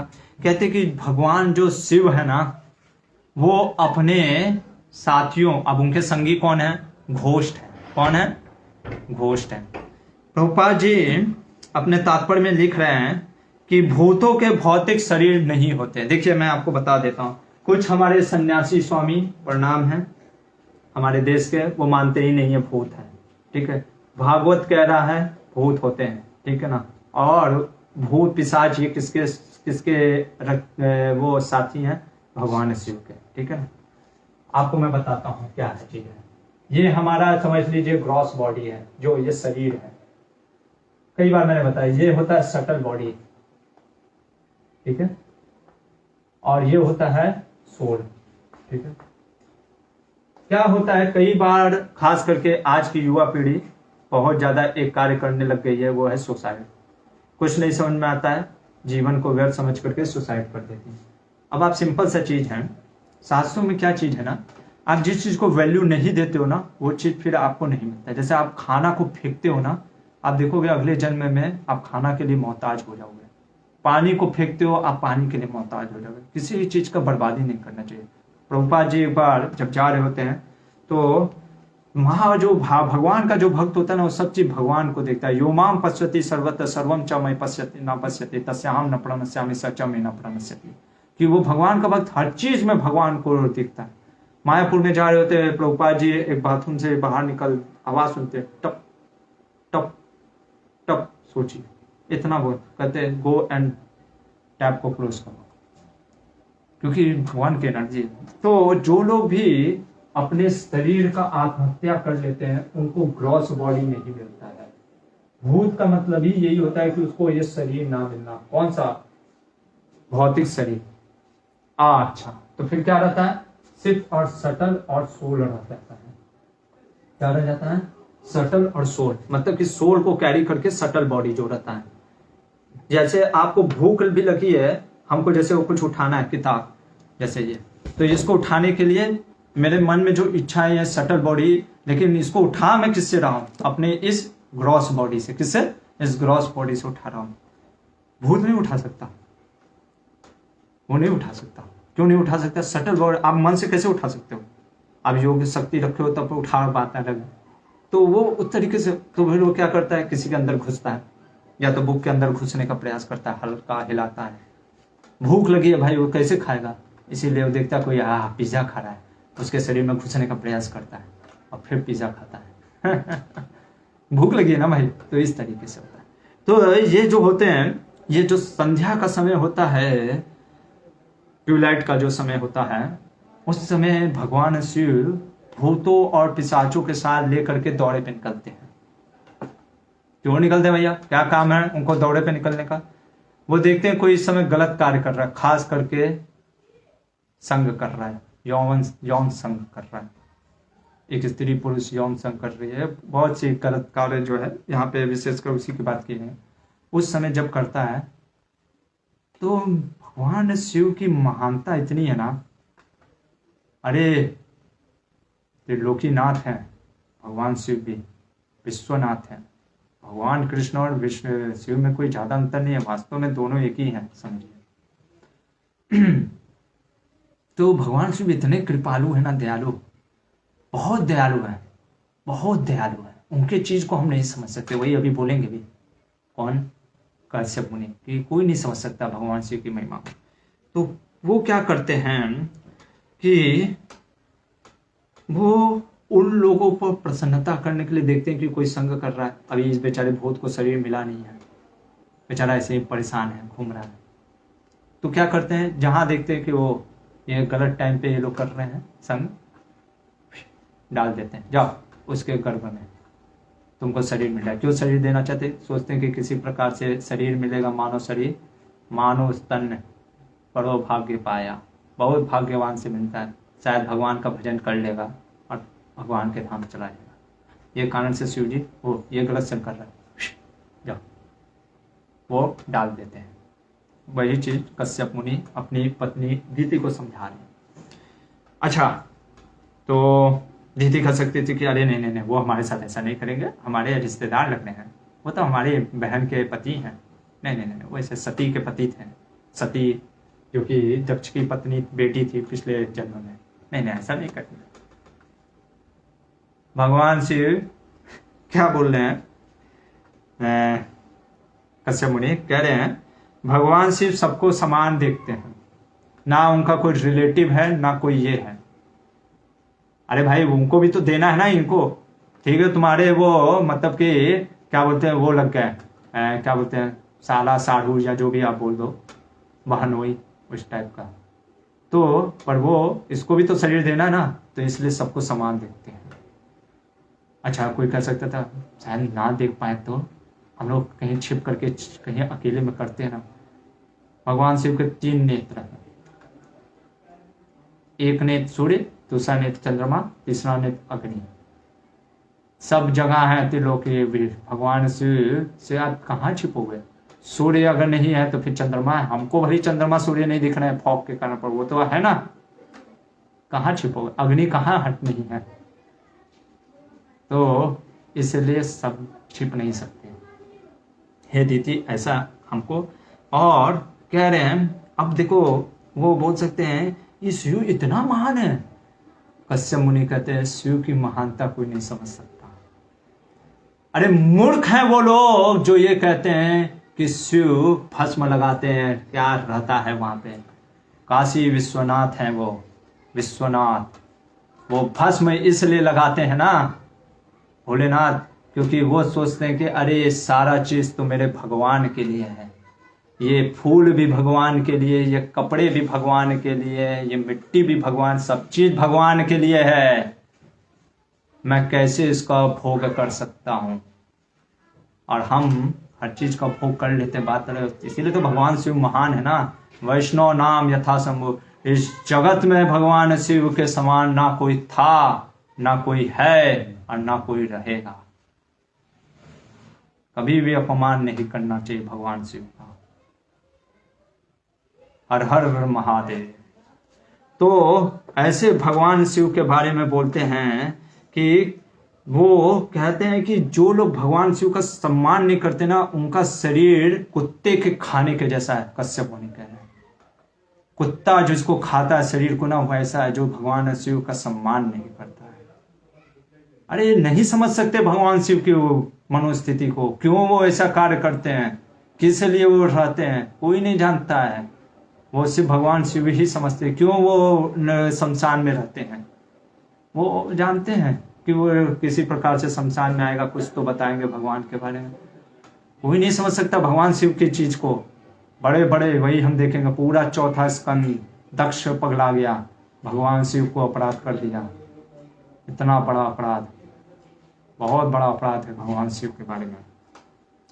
तो ये कहते हैं कि, और कह रहे कि अरे ब्रह्मा और देवता तक भगवान शिव को नहीं समझ सकते, मैं कहां से समझ पाऊंगा, हम लोग नहीं समझ सकते भगवान शिव ऐसा कार्य क्यों करते हैं। और कह रहे ब्रह्मा जी भी, जो कि यहाँ पे उनके पिता के समान हैं क्योंकि उनसे ही निकले रुद्र, लेकिन ब्रह्मा जी भी सम्मान करते, देवों के देव महादेव। आप ये नहीं कह सकते अरे शिव जी मेरे में मत डालिएगा गर्भ में, नहीं, सब उनके अधीन है, हम भगवान शिव के अधीन है। ये चीज है शिव जी, कोई अंतर नहीं है शिव और कृष्ण में, सदा शिव और कृष्ण में। तो कश्यप जी जब इस प्रकार से बोलते हैं, पर दीति काम के कारण, काम इतना बलवान होता है व्यक्ति को खींच लेता है, समझ में नहीं आता, बुद्धि भ्रष्ट हो जाता है। काम एशो क्रोधेशो रजोगुणा समुद्भवनो महाशनो महापापमा विधेयनम ही वैरिणम। बोला ना भगवान ने अर्जुन को कि व्यक्ति सिर्फ काम और क्रोध के कारण महापाप में लग जाता है। बहुत पावरफुल है, बहुत पावरफुल है। और दीति ने कश्यप जी के धोती को इस प्रकार से पकड़ा जैसे एक वेश्या पकड़ती है, साफ लिखा भागवत में। और कश्यप जी ना चाहते हुए भी वो भी काम के वशीभूत हो गए। वो जानते थे मुहूर्त सही नहीं है, ये सही मुहूर्त नहीं है, फिर भी वो अपने पत्नी के साथ संग करते हैं। और संग करने के बाद जो होता है वही होता है। क्या हो जाता है, फिर कश्यप मुनि स्नान करते हैं, स्नान करने के बाद बैठते हैं गायत्री करने के लिए। उधर दीति मुंह लटका करके आती है, क्योंकि उसको भी समझना आता है मैंने काम के वासना में आकर के गलत कर दिया। और वो कश्यप से हाथ जोड़ करके बोलने लगती है कि मेरे गर्भ का नाश तो नहीं ना कर देंगे शिवजी। वैसे तो बहुत आशुतोष हैं पर बहुत क्रोधित भी जल्दी हो जाते हैं, दोनों हैं भगवान शिव, तो इसलिए क्या नाश तो नहीं ना कर देंगे। जब इस प्रकार से दीति बोलने लगती है और एकदम घबरा के बोल रही होती है, कांप रही होती है, कश्यप मुनि उसको कहते हैं कि तुमने जो कार्य किया है ना बहुत गलत है, इनऑस्पिशियस है, बहुत अशुभ कार्य हुआ है हमारे साथ। क्या हुआ, पहला चीज तुम्हारा जो मन जो था अपवित्र पॉल्यूटेड था, ठीक है। दूसरा चीज दोष, मुहूर्त में ही दोष था। एक तो मन अपवित्र था तुम्हारा, दूसरा दोष भी सही नहीं था, अरे मतलब कि मुहूर्त में भी दोष था। तीसरा चीज कहती है तुमने मेरे निर्देश का भी पालन नहीं किया, मैंने तुमको समझाया था फिर भी तुम नहीं सुनी। और चौथा चीज कहती है अरे देवा नाम अथिलेनात्मा, तुमने अवहेलना किया, किसका, देवताओं का अवहेलना किया। समय होता है ना देवताओं का, तुमने देवताओं का अवहेलना किया। कहते हैं कि इस कारण से तुम्हें 2 अभद्र पुत्र पैदा होंगे। कौन और कैसे होंगे, उनका गुणगान सुन लो। 2 अभद्र पुत्र कैसे, पहला तो वो पूरे तीनों जगत को ताप देंगे, ताप मतलब कि संताप, अपने मतलब बहुत कष्ट देंगे। दूसरा चीज निर्दोष लोगों को मारेंगे। तीसरा चीज स्त्रियों के साथ रेप करेंगे, बलात्कार करेंगे, टॉर्चर करेंगे। चौथा चीज अरे महान आत्माओं को परेशान करेंगे। 5वां चीज लेकिन भगवान फिर वध करेंगे इनका, क्यों वध करेंगे? क्योंकि इतना पाप कर दिए होंगे हैं कि भगवान को आकर के इनका वध ही करना पड़ेगा। ये सुन करके दीति घबरा गई थी कि अरे बाप रे बाप, क्योंकि उसको मालूम था, वो कहती है कि ये थोड़ा सा सुन के अच्छा लगा, नहीं अच्छा इन द सेंस इसलिए लगा कि मेरे पुत्र भगवान के हाथों मर रहे हैं। क्योंकि आपने जैसे ही बोला ना महान आत्माओं के द्वारा ताप मतलब कि उनको परेशान करेंगे, तो मैं डर गई थी। क्योंकि भगवान के भक्तों को परेशान करो तो ये दीति को भी पता है कि अरे बहुत बड़ा अपराध है, बहुत बड़ा अपराध है, नरक के द्वार में जाना पड़ता है। तो इसलिए वो डर गई दीति, पर वो सोची कम से कम भगवान के हाथों मरेंगे। क्यों? क्योंकि उसको पता था, वो सास पड़ी है ना, उसको मालूम है कि भगवान के हाथों से मृत्यु भी, भगवान क्या पूरी तरीके से क्या है, शुद्ध है। तो भगवान के हाथों जो मृत्यु भी होती है वो मोक्ष को प्राप्ति होती है। तो इसलिए उसको थोड़ा सा एक प्रकार से मतलब कि संतुष्टि हुआ हल्का सा। तो वो कहती है कि कम से कम मुझे अच्छा इस बात का लगा कि भगवान के हाथों मृत्यु होगी। देखिए कितना श्रद्धा है। और तुरंत कश्यप ने कहा कि हे दीदी, तुम शोक कर रही हो, तुम अनुताप कर रही हो, पश्चाताप कर रही हो, तुम क्या बोलते हैं सही शब्दों का इस्तेमाल कर रही हो, सोच रही हो। और सबसे बड़ा उसके बाद कहते तुम्हारा भगवान शिव के प्रति और मेरे प्रति क्या है, सम्मान है। भगवान शिव के प्रति ऐसा नहीं है भगवान शिव क्या कर लेंगे, नहीं, सम्मान है। और सबसे बड़ा चीज तुम्हारे अंदर श्रद्धा है भगवान के ऊपर, कृष्ण विष्णु के ऊपर। इसलिए ठीक है तुम्हारे दोनों पुत्र मरेंगे भगवान के हाथों, उससे भी बड़ा चीज होगा। मैं आशीर्वाद देता हूं क्या कि तुमको एक ऐसा पोता होने का जो जिसका चरित्र त्रिभुवन में लोग गाएंगे, उसके चरित्र का लोग अनुसरण करेंगे, बड़े बड़े ऋषि अनुसरण करेंगे। अरे उससे पूरा त्रिभुवन प्रसन्न हो जाएगा। क्यों? क्योंकि परमात्मा हर एक के अंदर जो है वो प्रसन्न हो जाएंगे, इसलिए पूरा त्रिभुवन के लोग प्रसन्न हो जाएंगे। कहते हैं वो महाभागवत होगा और वैकुंठ का क्या होगा, पात्र होगा। ऐसा महाभागवत तुम्हारा पोता प्रहलाद होगा। इस प्रकार से कहते हैं कि उसके ये तो भक्ति से उत्पन्न हुए गुण मैंने बताए।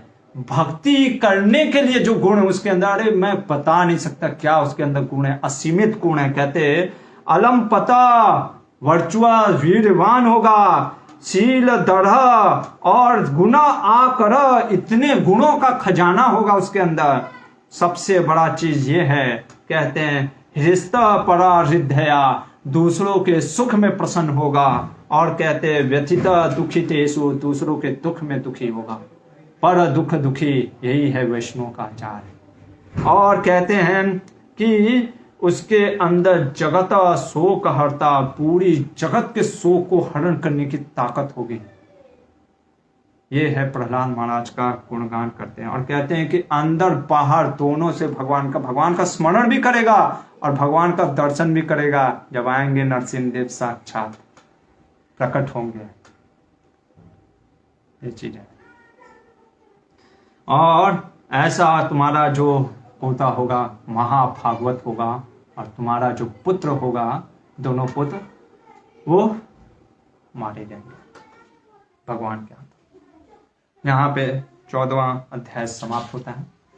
15वां अध्याय में जब दीति ने संग किया वे कश्यप के साथ तो गर्भ हुआ, पर 100 वर्षों तक दीति ने गर्भ को अपने अंदर ही रखा। क्यों? क्योंकि उसने सोचा, वो जान गई थी कि मेरा जो ये गर्भ निकलने वाला है ये देवताओं को और वैष्णवों को कष्ट देने वाला है। मैं नहीं चाहती कि देवताओं और वैष्णवों को कष्ट मिले। अच्छा, मतलब कि सोच अच्छा था ना दीति का, कोई राक्षस थोड़ी ना थी। पति ब्राह्मण थे, कश्यप मुनि थे, तो वो 100 साल तक अपने अंदर रखी रही। नहीं, मैं नहीं दे सकती। लेकिन रोकने के कारण क्या हुआ, पूरे जगत में ब्रह्मांड में अंधकार फैल गया, पूरा ब्रह्मांड में अंधकार फैल गया। लोग हाहाकार करने लग गए। देवता गए भैया ब्रह्मा जी के पास और ब्रह्मा की स्तुति करने लग गए कि क्योंकि और यहाँ पे जो स्तुति किया वो ऐसा स्तुति किया जैसे कि भगवान की स्तुति कर रहे हैं। क्यों? क्योंकि भगवान के रिप्रेजेंटेटिव है ना ब्रह्मा जी। भैया वो लोग डायरेक्ट भगवान से नहीं ना मिल सकते, ब्रह्मा जी को ही बोलेंगे, ब्रह्मा जी फिर भगवान को कहेंगे। तो एक प्रकार से ब्रह्मा जी के थ्रू भगवान को ही स्तुति कर रहे हैं। साक्षात् हरित्वेन समस्त शास्त्रे उक्तस्तथा भाव्यत एव सद्भिः किंतु प्रभुर्यः प्रिय एव तस्य वंदे गुरो श्री चरणारविंदम। कहते ना प्रभुपाद जी भी कहते कई बार कि जो भगवान को, जो गुरु होता है, जो भगवान का रिप्रेजेंटेटिव, उसकी ऐसे सम्मान या उसके ऐसे आदर करना चाहिए जैसे आप भगवान का आदर करते हो। तो यहाँ पे वो सबसे पहले कहते कि आपको तो सब कुछ पता है, काल से प्रभावित नहीं, हम लोग तो मर जाते हैं हम लोग का, लेकिन आप तो सबसे ब्रह्मांड, आप जब चले जाओगे तो ये ब्रह्मांड ही खत्म हो जाएगा, तो आप तो काल के अधीन नहीं हो।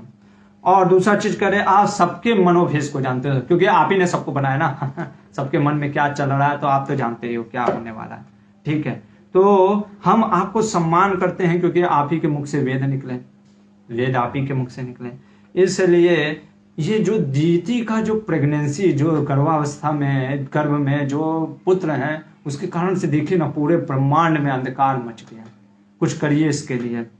ब्रह्मा जी ने जब इन प्रार्थनाओं को सुन करके वो सुंदर प्रश्नों, इनके प्रार्थनाओं को सुन करके प्रसन्न हो जाते हैं और कहते हैं कि मैं तुमको बताता हूं क्या कारण है। और वो बैकग्राउंड में लेके चलते हैं कि एक बार मेरे जो 4 बेटे थे, जो जानते ही हो, सनत कुमार, सनक, सनातन, शनन और सनत कुमार, ये 4 जो पुत्र हैं मेरे, तुम लोग तो जानते हैं, पूरे एकदम पवित्र हैं, कोई एकदम मल नहीं है, पूरा एकदम ब्रह्मन रियलाइज है, ज्ञानी है, ज्ञान मिश्र भक्ति है।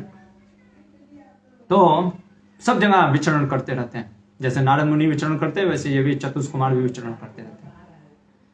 एक बार क्या हुआ, ये लोग चले गए भैया भगवान के धाम। कहाँ? सर्वलोक नमस्कृतम, वो लोग जहां सब लोग सम्मान करता है, वैकुंठ धाम। वैकुंठ धाम जा करके इन्होंने क्या देखा कि वहां के लोगों को देखा। क्या देखा वहां के लोगों को? अरे बाबा, सब तो भगवान के जैसे ही दिख रहे हैं, सबका सुंदर रूप है। ऐसे ब्रह्मा जी ने देखा था भगवान नारायण को, सब एक से, अरे ये कहीं नहीं ना भगवान है, प्रणाम प्रणाम, अरे ये प्रणाम प्रणाम, अरे सब तो एक ही जैसे लग रहे हैं, सब चतुर्भुज, सब एक जैसे, एक ही जैसे इन द सेंस, मतलब ऐसा नहीं है सब एक ही जैसे, पर इतना सुंदर, मतलब कहने का मतलब कि सब भगवान के जैसा इतने सुंदर। सोचिए, अद्भुत अद्भुत है वो भगवान के धाम के जो वासी हैं। कहते हैं धर्मेन आराध्यम हरि, उनका एक ही काम है बस, धर्म करना। कौन सा धर्म? हरि की आराधना करना। किसी प्रकार से जो भी कोई कुछ कर रहा है वो हरि के लिए कर रहा है। और कह रहे उनके अंदर अनिमित्त निमित्तेना, अरे निमित्त का भी निमित्त नहीं है। क्या? भोग आसक्ति, अपने लिए कुछ नहीं, सब हरि के लिए, वैकुंठपति नारायण के लिए कार्य हो रहा है। तो जब वो देखते हैं, फिर वो भगवान के देखते, भगवान का मतलब कि सोचते हैं कि भगवान का, फिर यहाँ पे वर्णन कर रहे हैं ब्रह्मा जी कि भगवान वो आदि पुरुष जो कि शब्द गोचर, जिनको किससे समझा जा सकता है? शब्द गोचर, वेदों के ही द्वारा समझ सकते हैं। ब्रह्मा जी कहते हैं कि भगवान को समझना इतना आसान नहीं है, इसीलिए शब्द गोचर कह रहे हैं। वेद के माध्यम से, भागवत से ही हम समझ सकते हैं, श्रवणम के माध्यम से, और जो कि प्योर सत्वा, शुद्ध सत्वा में है, कभी रजस और तमस का प्रभाव नहीं पड़ता है भगवान के ऊपर। अच्छा, और वहां का जो वन है, वन का नाम है नहीं श्रेयस्य। अच्छा, ये कैसा वन है? वहां पे कल्प वृक्ष है। कल्प वृक्ष मतलब आपकी जो इच्छा है वो प्रकट होगा। जैसे आपने कहा, वैसे वहां पे तो ऐसा होता नहीं है, आपने इंद्र तृप्ति के लिए नहीं, लेकिन आपने कह दिया आज मुझे भगवान को समोसा भोग लगाना है, टिप समोसा रेडी, चलो ओके। आज मुझे गुलाब जामुन लगाना है, निकला। अच्छा, ये आप मत सोचिए कि मैं अपने मन से कर रहा हूं, ये सही बात है। कल्प वृक्ष है, जैसी आपकी इच्छा होगी वो वृक्ष आपको देगा। बस ये बातें हम इसलिए नहीं जा सकते क्योंकि हम समझेंगे समोसा गिरा, मेरे को खाने की इच्छा हो रही है, हम अपनी इच्छा के लिए करेंगे ना। वहां पे पहले ही बता दिया गया, इसीलिए पहले ही बोल दिया गया अनिमित्त निमित्तेन, निमित्त वहां तक का भी इच्छा नहीं अपने लिए, सब भगवान हरि के लिए कर रहे हैं। अच्छा, इसके बाद कई बार लोग प्रश्न करते हैं कि वहां पे क्या पति पत्नी भी होते हैं? तो ये है भागवत का श्लोक 3.15.17 और कैसा उनका सोच है देखिए यहाँ पे क्या बोल रहे हैं। वैमानिका स ललना चरितानि सस्वाद गायन्ति यत् समल क्षपनानि भर्तु अंतर्जले अनुविकसन मधुमाधवीना गंधे न खंडितो धियो अपि अनिलम क्षिपंता। कह रहे हैं जो वैकुंठ में पति पत्नी जो विमान में सफर कर रहे हैं, सफर मतलब कि दुख नहीं, सफर मतलब कि जा रहे हैं, यात्रा कर रहे हैं, वो क्या देखते हैं, वो भगवान का गुणगान कर रहे हैं। बस ब्रह्मा जी बता रहे हैं, गुणगान कर रहे हैं, कोई कुछ कथा बता रहा है, कोई कुछ बता रहा है, पति पत्नी दोनों लगे हुए गुणगान कर रहे हैं। अरे वहां पे माधवी के जो फूल के जो सुगंध आ रहा है, मतलब समझिए एकदम ब्यूटीफुल, एकदम सीनरी है, गार्डन है और पूरा एकदम महा सुगंध, आहा क्या हवाएं चल रही हैं और सुगंधित पूरे गंध आ रहे हैं। वहां पे आप देखोगे लोग सिर्फ काम वासना में लग जाते हैं, पर यहाँ पे आप देखो वहां पे वो करे, अरे अच्छा है आ रहा है, लेकिन हमको सब एक सोच रहा है कि बस भगवान का हरि का, कोई अपनी पत्नी तक में आसक्त नहीं है। वहां ये वैकुंठ में सब के सब साथ में हैं, तो किस लिए हरि का गुणगान कर रहे हैं। अच्छा, ये तो हो गया मनुष्य का। पक्षियों को देखिए, ये छोड़िए, ब्रह्मा जी कहते पक्षी सुनिए, वहां के पक्षी कैसे हैं। परावतान्या भृतसार चक्रवाका दाती हंस सुकती तिरी बर्हिनम्या कोलाहलो विरमते चिरमात्र मुच्चैर भृंगाधिपे हरि कथा इव गायमाने। कौन कौन से पक्षी हैं? हंस हैं, सूक है, तितर है, सब के सब सारस, ऐसे मधु मधु जो कोयल कू, ऐसे कोयल कू कू जो करती सुंदर, आहा, वो सब के सब आवाज से क्या करते, भगवान का गुणगान करते। और जैसे ही भौरा करते हुए आ जाता है ना, तो ये नहीं कोई कहता है क्या डिस्टर्ब कर रहा है, निकल निकल निकल हट, नहीं, सब लोग कहता है शांत हो जाओ, शांत हो जाओ, भौरा आ गया। क्यों भौरा को इतना सम्मान दे रहे हैं? कारण जानते हैं? क्योंकि भौरा जो होता है ना, भगवान के जो गार्लैंड होता है, जो माला में, कई बार आप देखेंगे हमारे यहाँ भी राधा रमन के माला में जो भौरे होते हैं भनभनाते रहते हैं, क्योंकि वो भगवान के माला के सुगंध को लेकर के आ रहे हैं, तो इसलिए कर रहे हैं। तो सभी सोच रहा है कि अरे भगवान का लेके आ रहा है सुगंध, देखते क्या बोल रहे हैं। सब लोग एकदम अटेंटिव, शांत हो जाओ, शांत हो जाओ। इस तरीके से ये वैकुंठ का जगत है। वहां ईर्ष्या नहीं है कि हम बोलेंगे तुम नहीं, अरे शांत हो जाओ, शांत हो जाओ, क्योंकि ये भगवान के सुगंध को लेके आ रहा है। पक्षी छोड़िए, कहते हैं कि पत्ते वो पेड़ देखिए, क्या बोल रहे हैं, वैकुंठ के पेड़ देखिए कैसे हैं।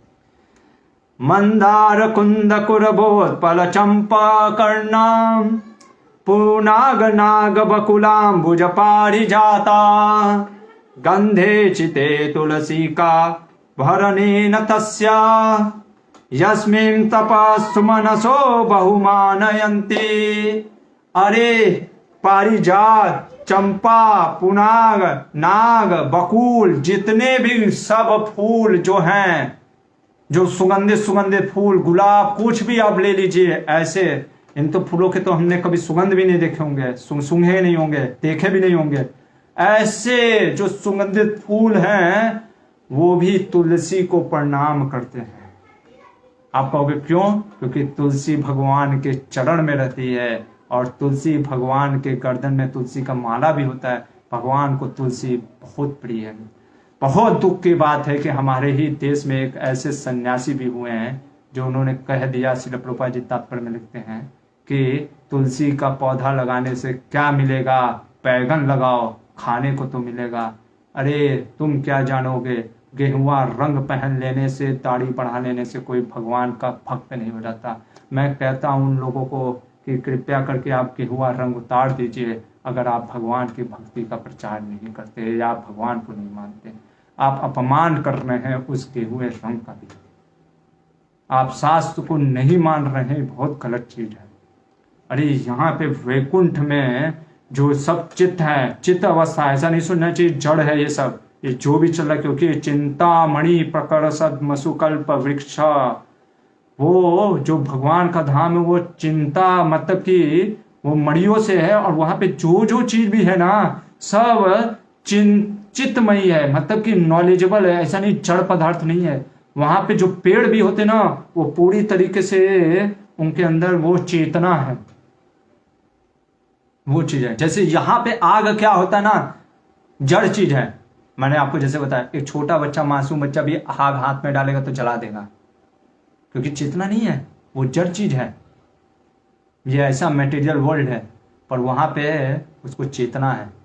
आग में हाथ डालेगा ना, अरे अरे छोटा बच्चा है, आग हाथ में नहीं डालते, वो स्वभाव चेंज कर लेगा अपना।